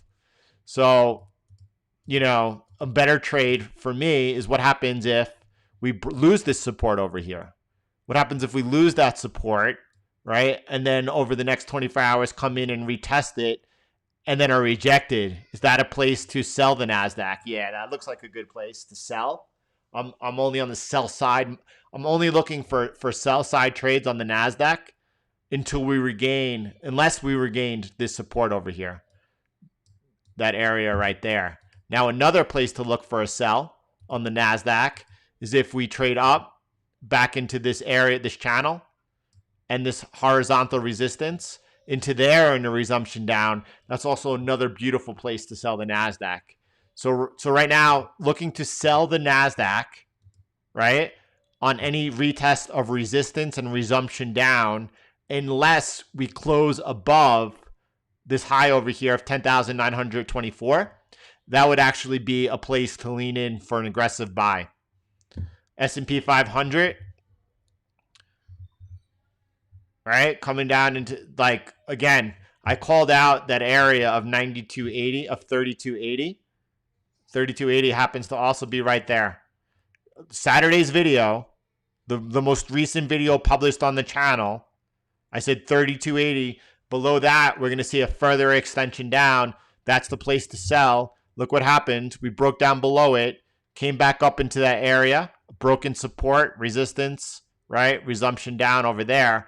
So what happens now? What happens if you're looking to continue selling the Nasdaq? Well, you're coming into some support right now. You don't not only see the support on the S&P 500, you see it on the Nasdaq. We're flirting with this area of support right over here on the Nasdaq also. S&P has also found an area of support over here. Now, you don't buy off that support. I don't buy off that support. The markets have had a big technical breakdown over here. They got to improve themselves before I can look at the buy side again. I'm looking if we get any bounce over here to sell resistance. So far, this is the best resistance I have, this trend line over here to keep following. If anyone wants to follow the chart, the trend lines I have over here, here's the S&P.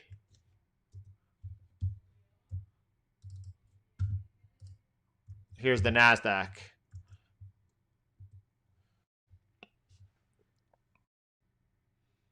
Oh, I never said sell silver. I would not sell silver.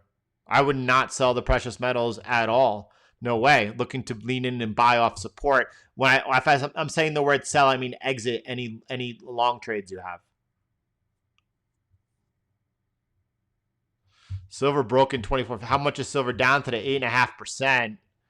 You got to think here. So this is an opportunity now. Never had the opportunity. This is an opportunity.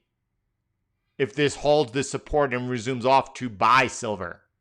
To buy silver. Now, is that going to happen? I have no idea. We'll wait and find out. Maybe we come back and test this 2330. This is where your eyes need to be drawn toward next. The support below it. If this holds and resume off, is that a place to buy? Yeah. Is it possible that the DXY, the dollar, runs into some trouble into this resistance here and peaks out? Let's see. The next half hour is super important coming into this London close.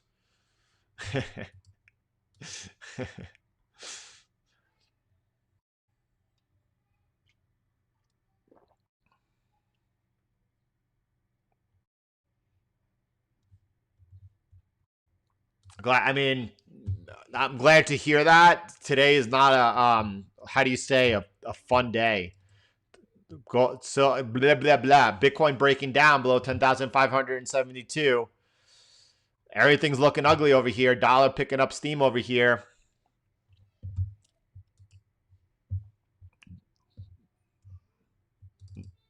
Dollar's unchanged on the day. The most important thing to know about the dollar is that it came into this area of support, right? That's when you take your first profit off from the trade that we all looked at together.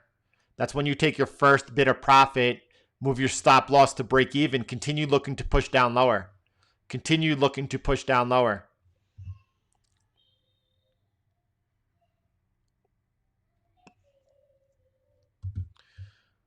Let's take a look at gold, by the way, also. Gold broke down below 1900. Watch the close today. Silver, that could offer an opportunity, but not, it depends. If you get a big spike up, by the way, you're not looking to buy up here. There's no way you would be a buyer down over here. When I say this is a possible opportunity to buy silver, that would mean that we hold this level by the close of New York. That would mean we get maybe a little bit of a bounce in Asia, but continue to hold. And then looking to buy above the high of Asia into London tomorrow. If you get up into this area, like halfway, at that point, you stand aside. You're not buying silver into this resistance. This broken support at 26 is now resistance. Do not buy into the resistance level itself.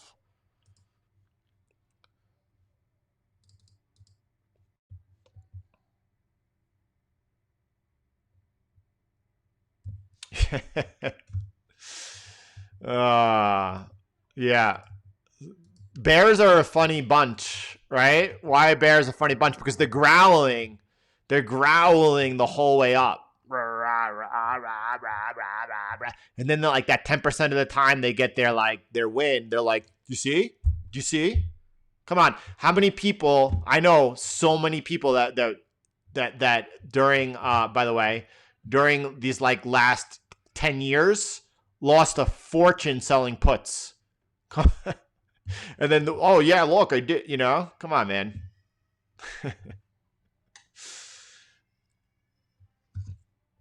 All right. People didn't like when I said that people should be neutral Tesla now. I mean, But by the way, Tesla is actually now consolidating pretty nicely. This is support. This line over here is support. And now you can see Tesla starting to consolidate nicely. So if you're looking to go long on Tesla, now that, again, buy, take profit, neutral, but now you see this. Wait for the breakout or the breakdown. Wait for the breakout or the breakdown.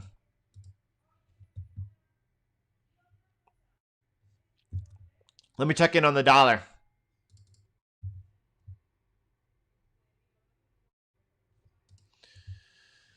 Flight to the dollar, strong over here. We could get our confirmation in the next 24 hours of a dollar breakout and looking for a bigger counter trend move on the dollar. You'll see that here on the Euro US dollar, right?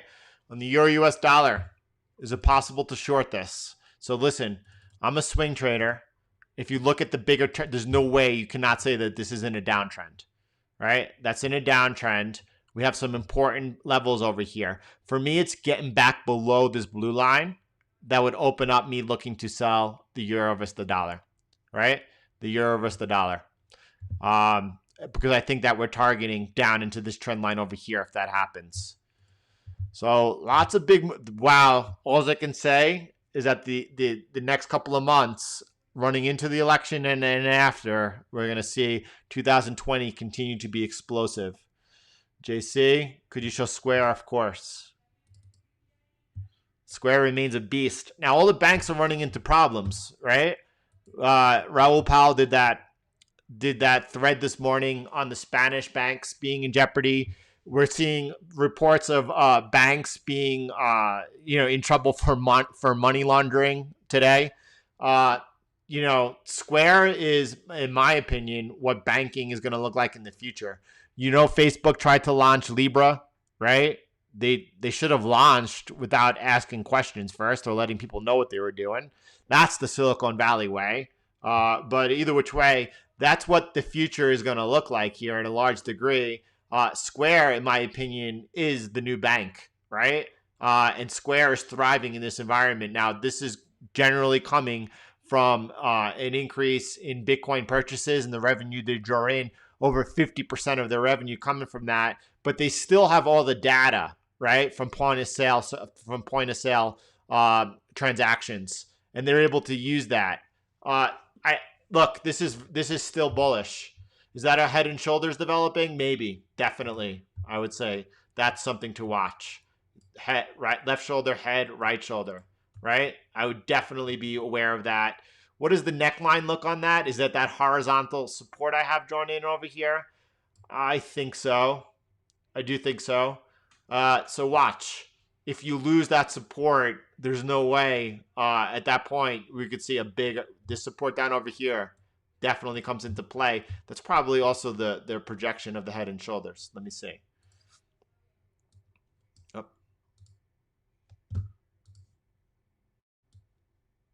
Yep. That would have the target of the head and shoulders as well, that area of support. So if this holds, though, if the markets are able to do some type of miraculous turnaround, at that point, until you break the neckline, never take a head and shoulders as a preemptive trade. You're going to get wrecked, so way more than it'll work out in your favor. If you ever done that in the past, like said, oh, look, that looks like a head and shoulders is developing, I might as well go short now, and it doesn't work out. So always wait for that confirmation. It's the break of the neckline.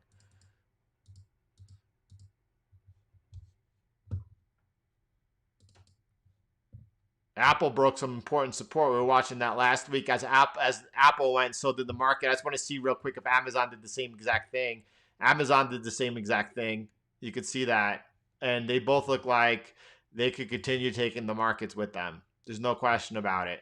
This is now resistance. What that means is, if you get any retest into that or resumption off, you're looking for this to continue. The market looks horrific right now after we got these technical breakdowns, right? After we got these technical breakdowns that we were watching for, now that they have occurred, the market looks absolutely horrific. And, you have to now, on equities, I think, be really looking to sell into resistance right now until we're able to regain any type of how do you say, we take back all of these technical breakdowns that we've seen, which ain't happening right now.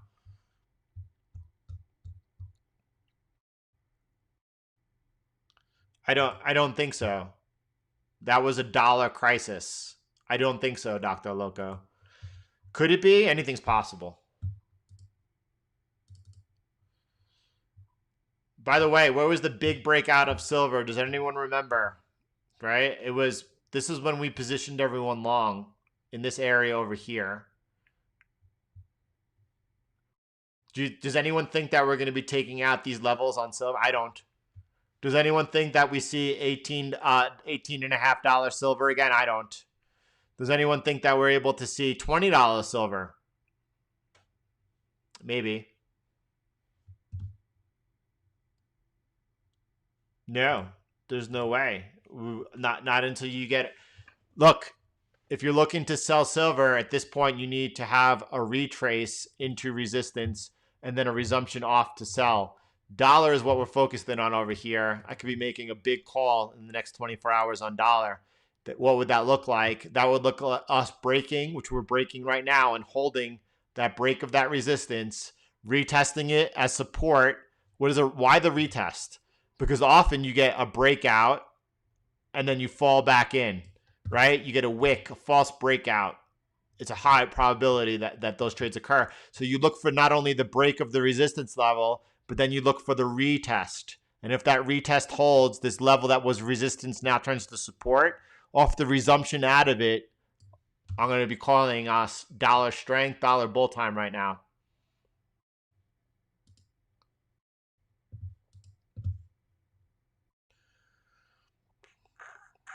Where do I think the S&P could reach down to? That's a good question. Let me pull up the 3-day chart first of all.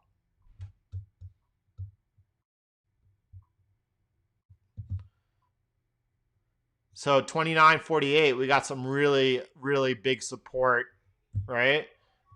Let me actually make that a little bit brighter right now.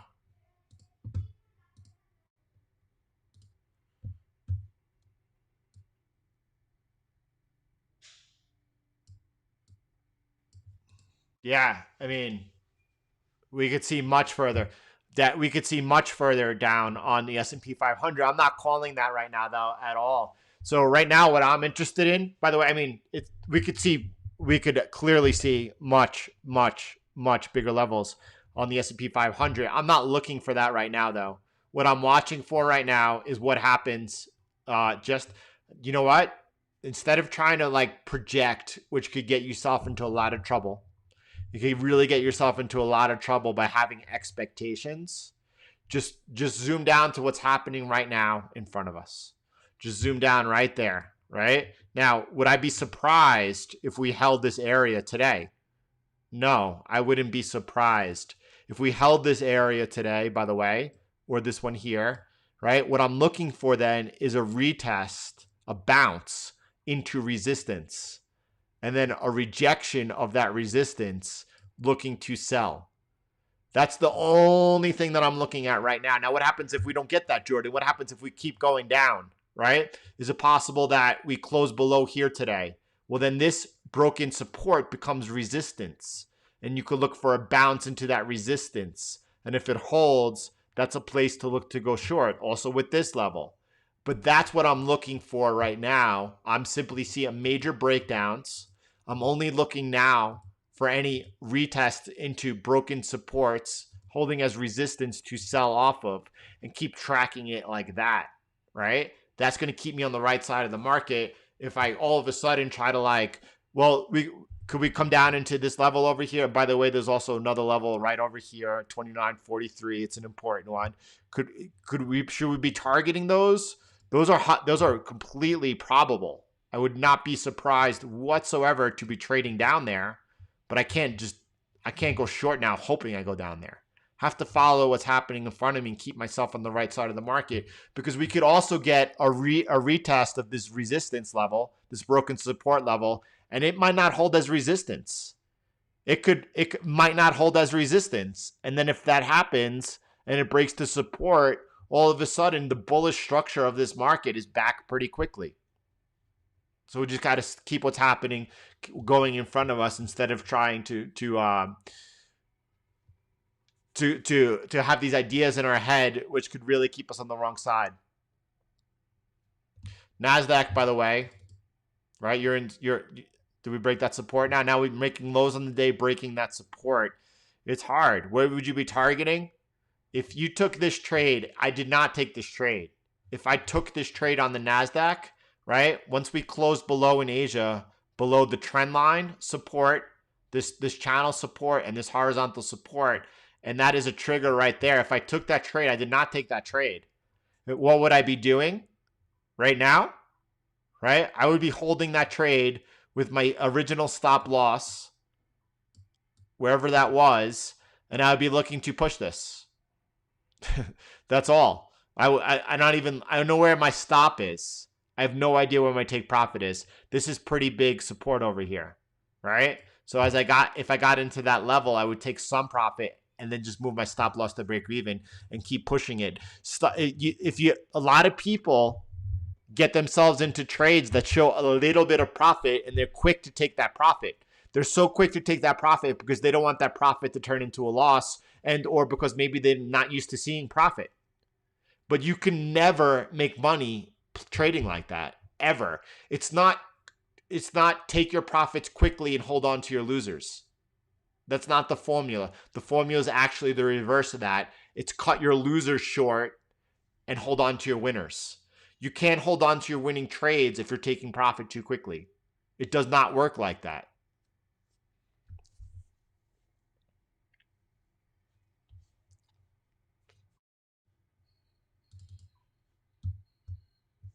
London close. This is important to see where we close about. This is what, listen, we just got to wait for confirmation. It's no different what's happening today, by the way, than what was happening last week when we had all those wicks below support. When we had all those wicks below support, now we have a wick above resistance. We need to wait for the break and confirmation. We're talking about trying to get ourselves on the right side of these big trends over here, not just daily price fluctuations, right? This was a big breakdown over here of the dollar. This channel breakdown was a big deal, right? This could be a big deal setting up over here, but not yet.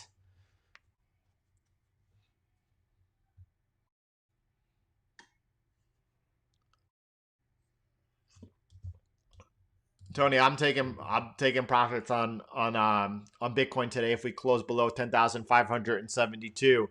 If you're exiting gold trades on a close below 1,900, better to get on the side when you have big technical breakdowns. Doesn't mean you need to sell, but wait to buy until you regain important technical levels, because the bleeding could go much further. The bleeding could go much further.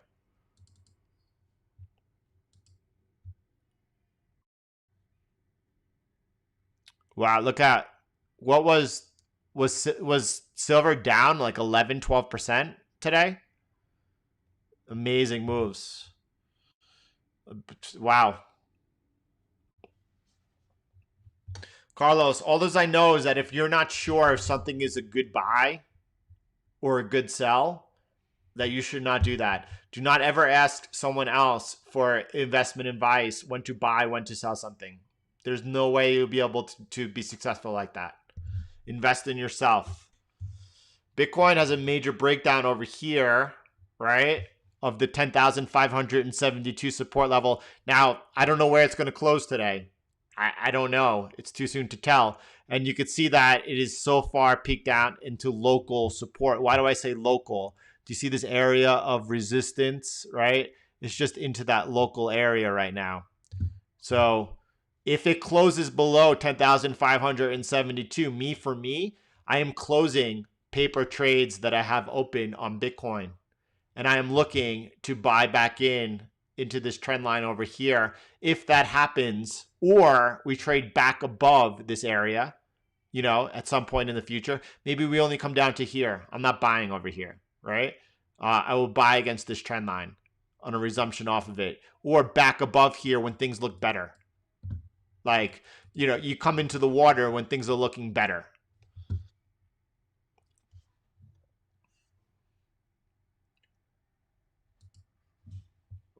Paper trades are on exchanges, right? Paper Bitcoin, right? Do you think that Bitcoin is not rehypothecated at this point? Of course it is. Of course it is. Paper trades means trading on exchanges.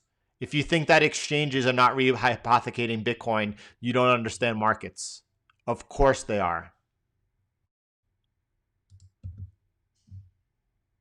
That would be an opportunity. A flash crash would be an opportunity. But if you're holding, you don't have the opportunity to buy in longer. Possible entry on silver. Let's talk ourselves through it. The only possible entry I could see on silver would be if we close above 2450 and Asia, right, trades in the realm. Asia holds 2450. Asia does not trade below 2450 and does not trade above 25, right, in that area. Then at that point in London, if we made a higher high, that would be an entry to go long on silver. I'm looking forward to the time we get out of that trade. Be lots of high fives going around over here.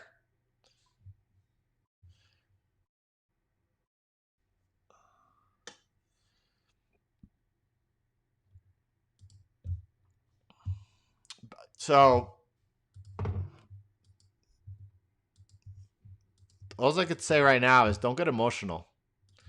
Don't get emotional. Major breakdowns happening. We've been looking for them. We were all aware of them before they happened. We knew when they happened. It was right here, the break of that 33, 39 level. Now, since then, it's extending out. You're looking at this point, no buys on the equity markets.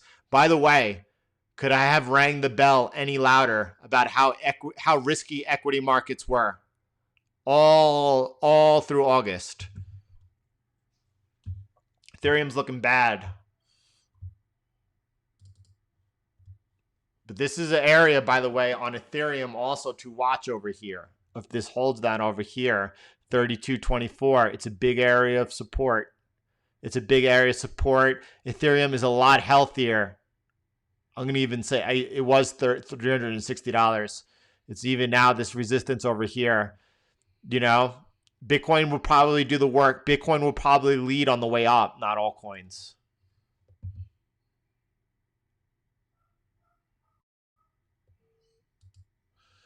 Well, the dollar is looking like we're getting ready to shift our perspective, right? This is when back in June, back at the end of May, was when we went short dollars. It is now looking like this is the potential here to be starting a big counter trend move on the dollar. It will be counter trend though.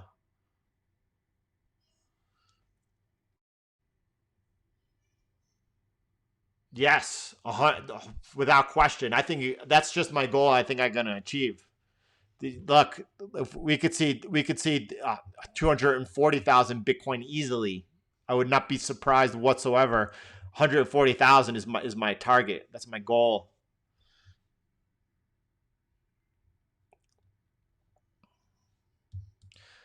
I'm sorry, so Ethereum, levels for Ethereum. I'll go ahead and just pop this chart in for you.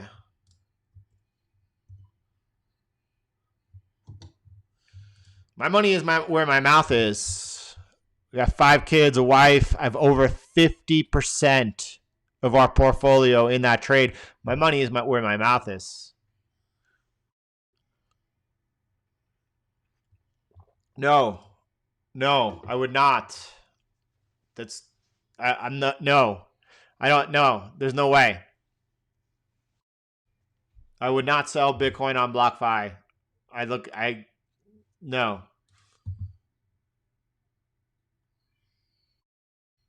All right, Bresky. See you later, brother. Man, 5 kids, bad trade. Can you imagine telling someone that the greatest gift in their life is a bad trade? Could you imagine telling someone that the greatest gift, the thing that they value most in their life, is a bad trade? What is wrong with you?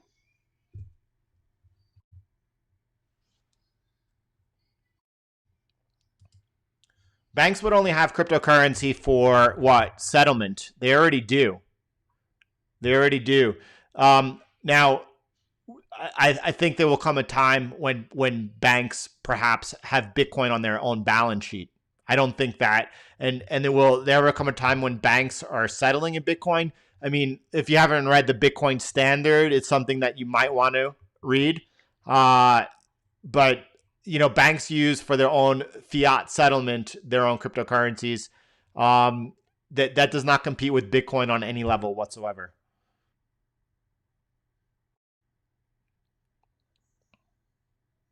Well, it's my view that the Federal Reserve becomes the sacrificial lamb, the new Lehman. I've been saying that ever since this channel started.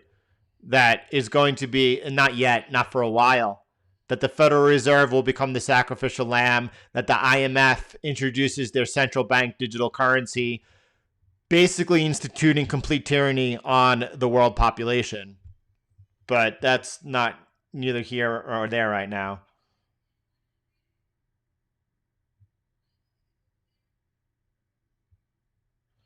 Should I rebalance my tech-heavy 401k to stable money markets? I mean, look, the thing is, you could look for in my observation, what I believe is that for sure, look what's happening in Europe right now. It's very concerning. Madrid going back to lockdown, the UK on the verge of lockdown. All across Europe, we're seeing more restrictive measures. Is that going to happen, soon in the United States? It's a possibility. Look, the central banks only have one option. It's to continue printing. There's no way they're not going to do it. And aside from that, you're looking at governments continue to spend money. By the way, did you guys see this? That Norway's wealth fund, they own over $1 trillion. They're now taking money out of Europe and they want to put it into U.S. stocks. Now it was proposed $100 billion, and they said they're gonna, I think they settled on $50 billion. But that's the trend. More is coming, right? So think about Venezuela, think about Nigeria, as these think about Wyoming, Germany, as the economies imploded, their stock markets went to dizzying heights, right? So I don't see us going the way of Japan, where their market peaked in the early 90s and has never recovered, right? I see QE has and always has been asset inflationary. I think that's common. I think the markets right now, what they're doing is rightfully so. Look at what's going on. The election is a big deal, but more importantly, there are people without money. Look, I think that the signal to pay attention to is that the printers are going to continue running, and there's going to be massive more expansion of debt levels.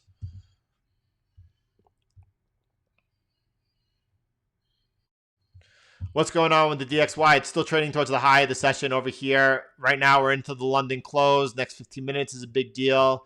If it closes above, this is my plan. If it closes above here, I'm then looking for the first retest, and I'm looking to see if that holds.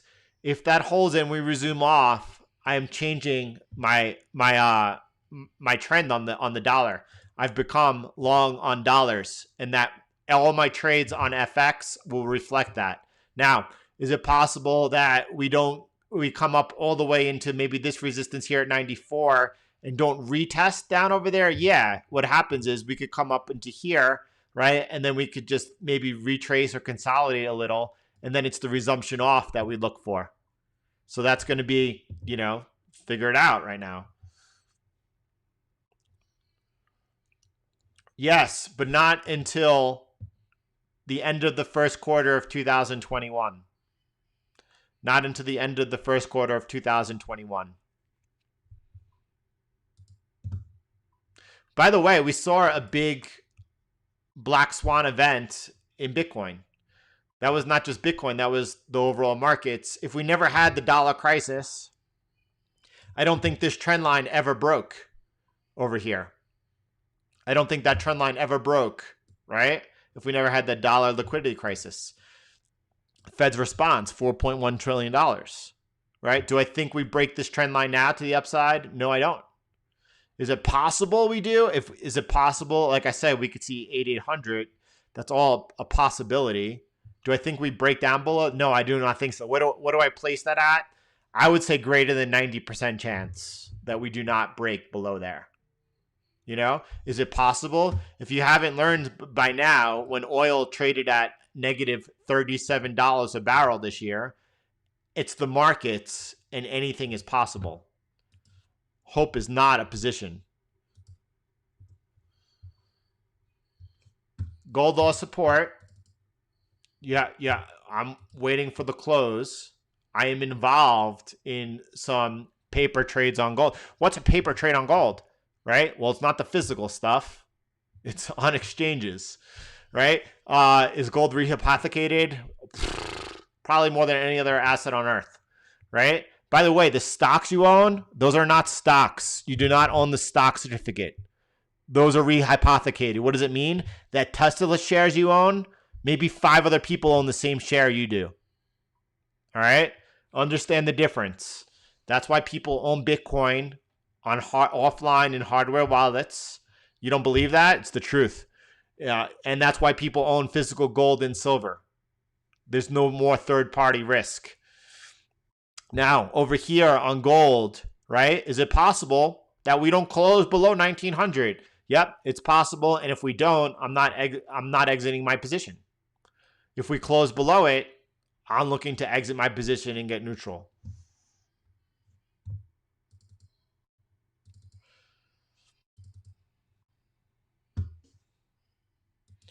By the way, I think it's an extraordinarily difficult time right now, today. Extraordinary. Now, Mondays, I tend to be much more an observer on Mondays and do lots of my attacking. Tuesday, setting up on Tuesday night my time, which is Wednesday morning in London, Thursday morning in London, and even Friday morning in London. That's when you have a much easier read on the market. A lot of people like the markets open up Sunday night, Monday morning in Asia, and they're like, the markets are open, the casino's open, and they're like out there placing trades. And I'm kind of like the guy who's like, all right, let me see what's going on over here. All right, wait, okay, and waiting for that clarity, and then I jump in and boom, take it. And right now, the markets, this is probably one of the most difficult sessions that I've had all year in having a clear read on everything.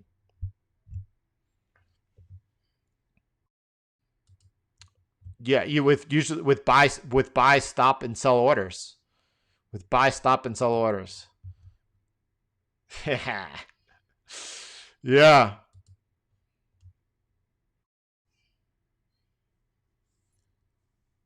I don't know. We don't know.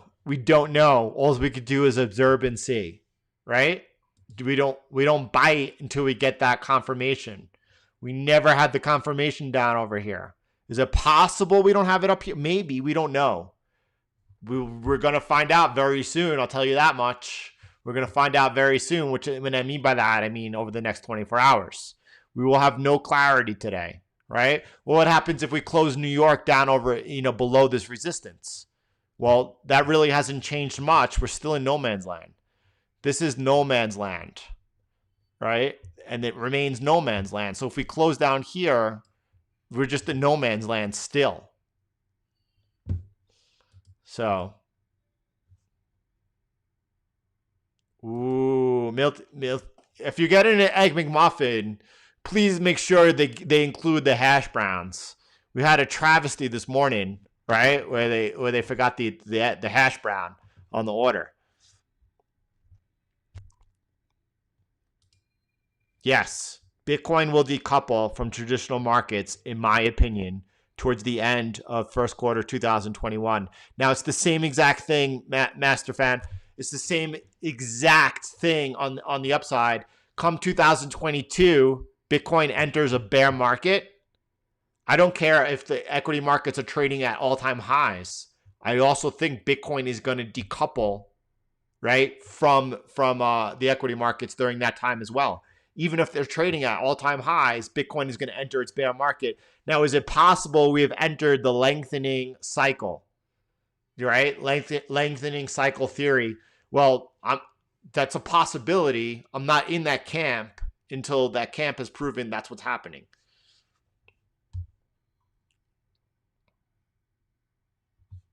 Yeah. It's going to decouple in 2021 as go up.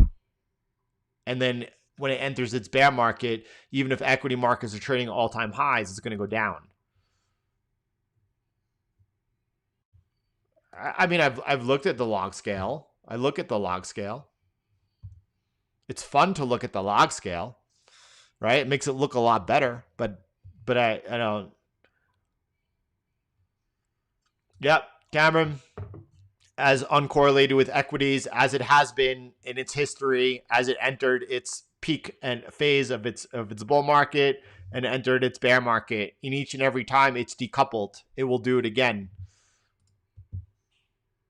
I don't have a target for gold long term at all.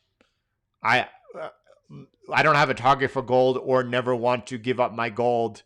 I want to pass that down to the next generation and them to understand the same thing.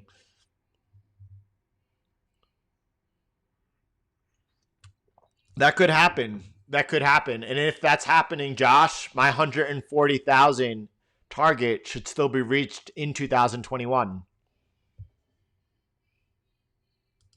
Yeah, gold is in a very precarious place over here. It's on the verge of closing below 1900. A close below 1900, I'm in some paper trades on gold. I will exit them. If we close above that support over there, I'm not exiting my trade. Right? That's just the clearest. We've been talking about this though for a couple of weeks now. So coming into today, everyone should have a good read on that. Right? If we lose 1900, if we close below 1900, I'm exiting the trade. Why?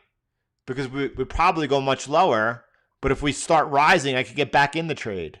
I could get myself back in the trade long, right? I'd rather enter at a more comfortable level when things are looking better. However, if we close above it, I'm not exiting the trade. Thank you, Shane.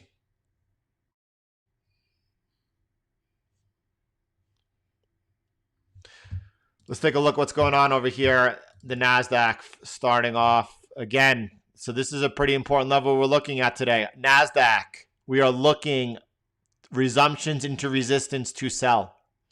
Resumptions into resistance to sell right now. Now, is it possible some type of unforeseen miracle happens today where the Nasdaq closes above this channel resistance was support and this horizontal support turn resistance right now? Yes. I already put it red, but it's still green until we close below it. Is it possible we close above there? Yeah. That would actually be a buy signal. The odds of that happening, I think, are very slim, maybe 2%, but it could happen, right? And that would be a place closing above this support to buy.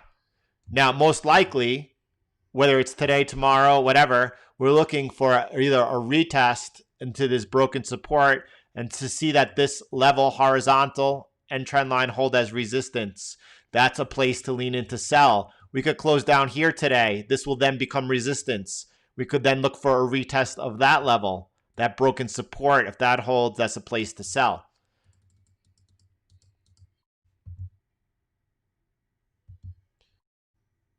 There are so many ways. It depends where you are. There are so many ways. There are so many ways to buy gold and silver. If you're in the U.S., you could use APMX. You could use Gold Money. You could use Real Vision has recommended a place in the Cayman Islands. You could just Google Real Vision, physical gold, Cayman.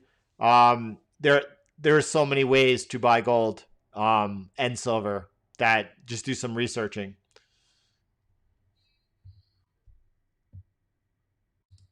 Jam Bolin. Yeah, I'll try to do that, Santa. APMX.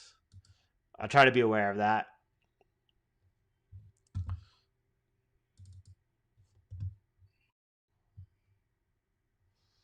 I never traded with eToro, but they seemed so. eToro is kind of like the competitor of Robinhood in Europe.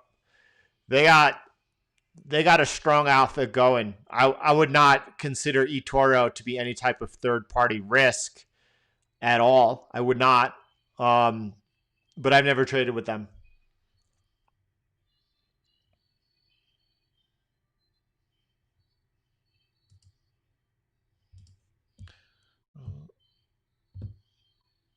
What a day today. Silver wrecked. Bitcoin on the verge, right? That's a big level to see where we close today. Again, it's better to get neutral and buy back in once you've taken back some important levels. I guess this afternoon video is going to be pretty important as we look at all these levels here. There's so much going on today. But right now on the equities, we are on the sell side, only looking for sell side trades until we break back and get and take back some important levels. If banks go bankrupt, will my stocks be there for me? I mean, listen, at the end of the day, right? The whole system rides on the equity markets, whether it's pensions, retirement accounts. Obviously, the Fed has a put in there. We're going to find out what the Fed put is. What do I mean by that? We're going to find out when the Fed comes back into the markets. Right now, it's looking for the government to pass stimulus measures so it doesn't have to act. If the government doesn't do that and the markets sell off to a certain point, the Fed will come in.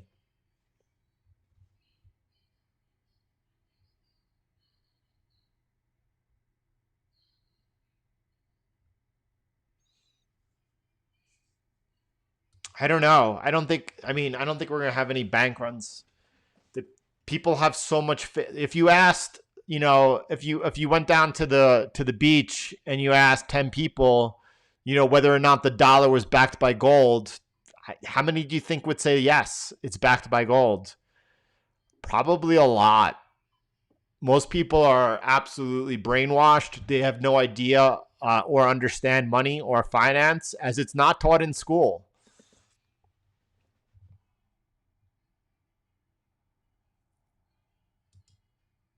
Only why not be bullish on Bitcoin if it's below 9,800? I'm bullish on Bitcoin, period. I was, by the way, and not just me, over 63% of people holding Bitcoin have been holding it for over a year right now, which means they all held it down to 3,800, right? I was bullish over here. I got to pick up some at 4,800, some at 52. I was ultra bullish in the panic and wish I had more money on exchanges to buy more at the time. So nothing's changed. I'm bullish on Bitcoin, right?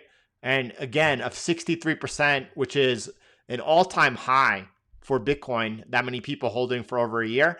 If everyone else didn't sell over here, do you think they're going to sell? No.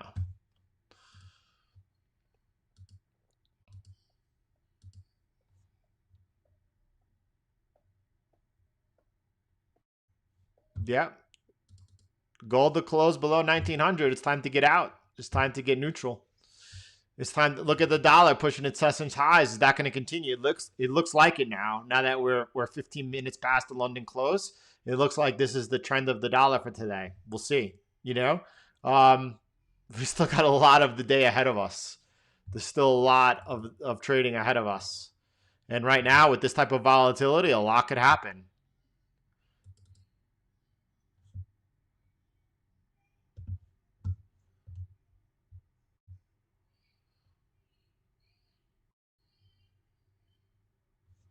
I don't know, but I do know, look, for me, the long-term trend of gold is probably one of the clearest trades, right? I believe that Bitcoin peaks out, 14 months from now, 15 months. Is the lengthening cycle possible? Yeah, it's possible.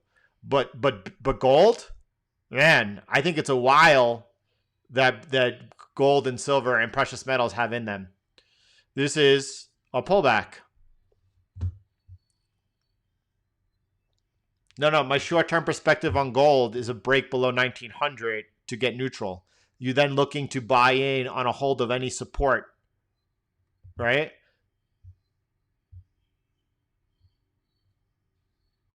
Strong support at 1700. I don't think we trade down there. If we do, we'll look for it. What are suggestions for why do you do when the dollar goes strong, right? When the dollar goes strong, then you look to attack, right? The euro, the Australian dollar. We were going to be looking to trade the dollar versus different currency pairs, not the euro, not the Japanese yen. Not the Japanese yen. The Japanese yen would have to really break above 106.67 to turn bullish. But we'd be looking to attack the dollar versus other currency pairs. Now, is it possible you could have a strong dollar and strong gold? 100%.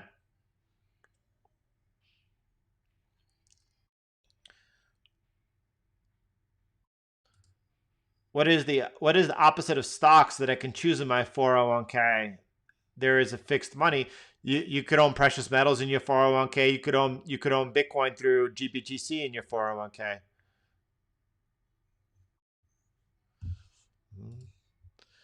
All right, everyone. We'll be looking forward. I can't even imagine what the close is going to look like today and what we're going to be looking at, but that's why we'll be looking at it. There's going to be a lot to discuss and a lot to cover.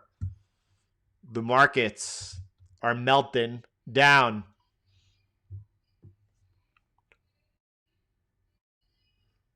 %100% KT, 100%, 100%. For me, I was in some gold trades over here that I will be exiting on a close below 1900.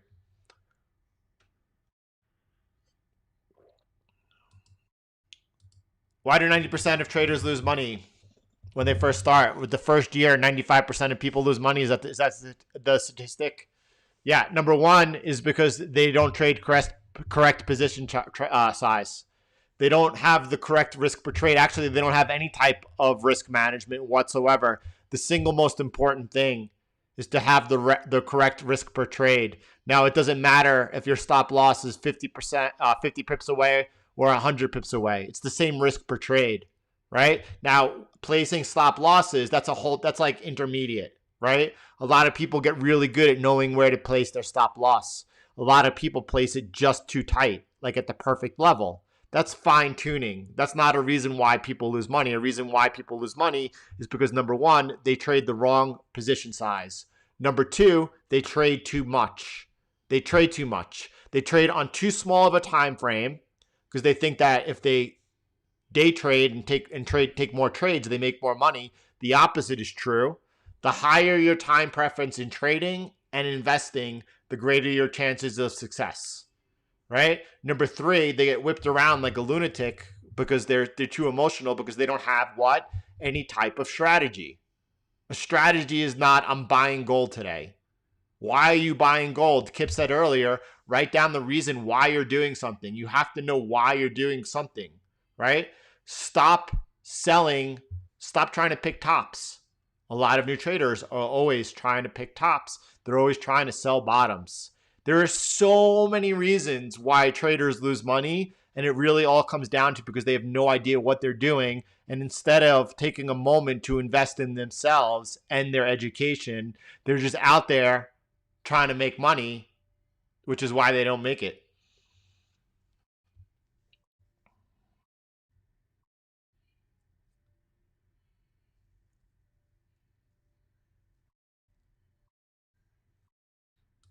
I'm glad you're here too.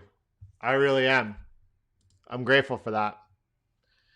I'm grateful for that. Listen, I think it's going to be probably a long afternoon update and an important one. Right. What market are you trading? Are you buying some altcoin thinking that like, well, it's only 3 cents, so it could go a lot higher and Bitcoin's too expensive? No. Come on, you have much more of a chance of buying a mature market. For what, Oz? What are you talking about? For break of a support or resistance on gold, right? For me, it's a close below. It's a close below this level. That means the close today on the daily time frame.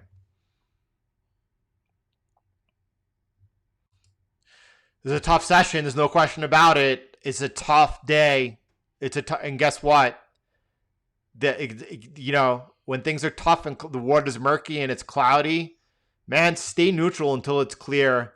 You know, again, April was a very tough time for me, right? And then it took back. It wasn't. I said April. Yeah, April and May, or I should say the end of May, and then it took into June to kind of make back some money from some bad trades. You know what? It's not always easy, but overall, it's not so bad. We're back to a situation where it's not easy, but we're no longer buy side minded. This is where we got neutral, right?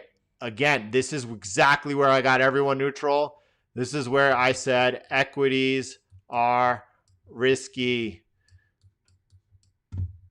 Maybe you didn't believe me, but now you do. But now we're looking for the short side over here. We had a big technical break, and now we're going to be looking to play the short side over here. Anyone not involved, I'm not into a trade. Anyone not involved on the equity markets will be looking for retraces into resistance now. You got to be careful, though, about taking profits on the downside over here, how far you're looking to push the trades, because you have that wild card. The wild card is the stimulus, and then you also have the other joker, the Federal Reserve, because if the government doesn't come in with stimulus, things get bad. Powell will be there. Powell's is his eyes are bright. They're wide open. He's scared. He could lose control of the whole system. Don't forget, Buffett never thought the Fed was going to act this soon, this quickly. They did. All right. I need to get something to eat here. Tough session, everyone. Tough session. If you learned something, I'm grateful for it because it's a tough one. That's interesting, Avery.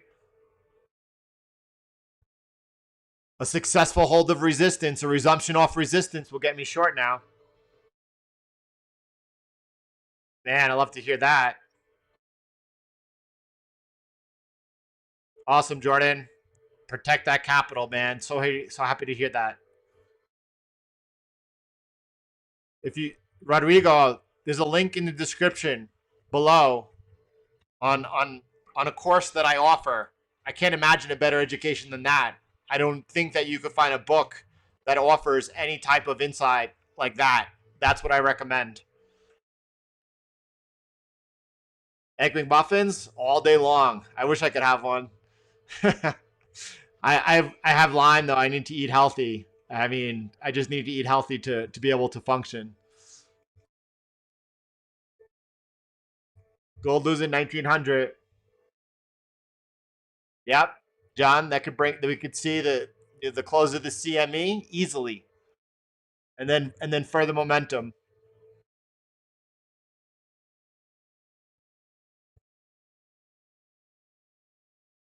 That's not a bad attitude. Just watch out. I mean, a headline could change everything. A headline could change everything right now. Thank you, brother. Thank you, Nicholas. Thanks, Tony. 1,000 likes. Thank you all for that support. Tesla should be neutral right now. Tesla should be neutral. We looked at it. There's no way. You should be neutral on Tesla. If you're getting long again, wait for the break of this trend line over here. I'll be doing an update for sure. An update is released by 5 o'clock Eastern time for sure. See you all tomorrow. Yep. I heard that the founder resigned. Thanks, KC. Yep. It sure does look like it. I agree. Thanks, Benjamin. That's the question. Appreciate it. Thank you. I think it's over. Towel's probably done speaking. Murray, join us. That's awesome. I appreciate that. Listen, we just got to keep ourselves on the right side of the market, work together. Thank you all for bringing the super positive attitude. It keeps me going in the morning when I start seeing you guys show up. You know, it definitely brings a smile to my face, helps bring my game up. We do. I just included the link in the description below. Absolutely. For sure. It's way better than any book about any strategy or anything. It's what I do. Yep. I'll see you all for the afternoon. Thank you, DJ. Thank you for that reminder, DJ. I'm all over that just because thank you for telling me that. Powell will be back. Yep. See you tomorrow. Have a beautiful day, everyone.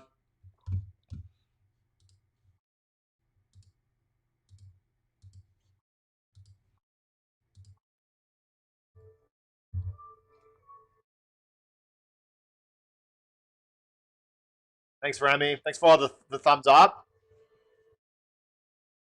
Yeah, no one's there to. No one's there. No one's going to be there to help us. We got to work together and help each other. Robert.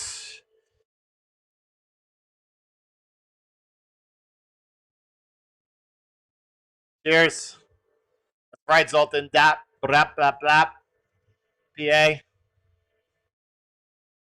Everyone's on the hash brown trip today. Everyone's on the Mickey D's hash browns, but only dipped in ketchup.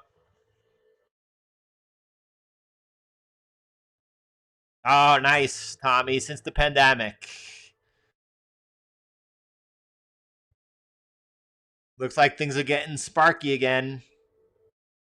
Ollie. Glad you're with us, brother. Water. Double water. I'm going to be drinking a lot of water today. Bitcoin. Go back and watch the live stream. We looked at Bitcoin in the beginning, right? This is an important breakdown over here.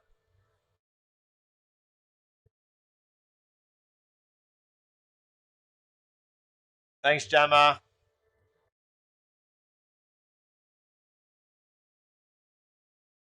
You too, Lawrence. Thank you. Yeah, I love the attitude. I just expect 30%, right? We had a 40% in the bull market, 40% drawdown in the bull market of the last one.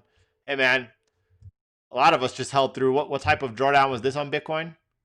63% of all people holding Bitcoin just held through a 64% drawdown on Bitcoin.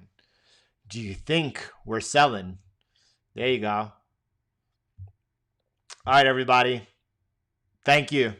Thanks for all the likes. Thanks for all the positivity. Have a beautiful day. I'll see you this afternoon.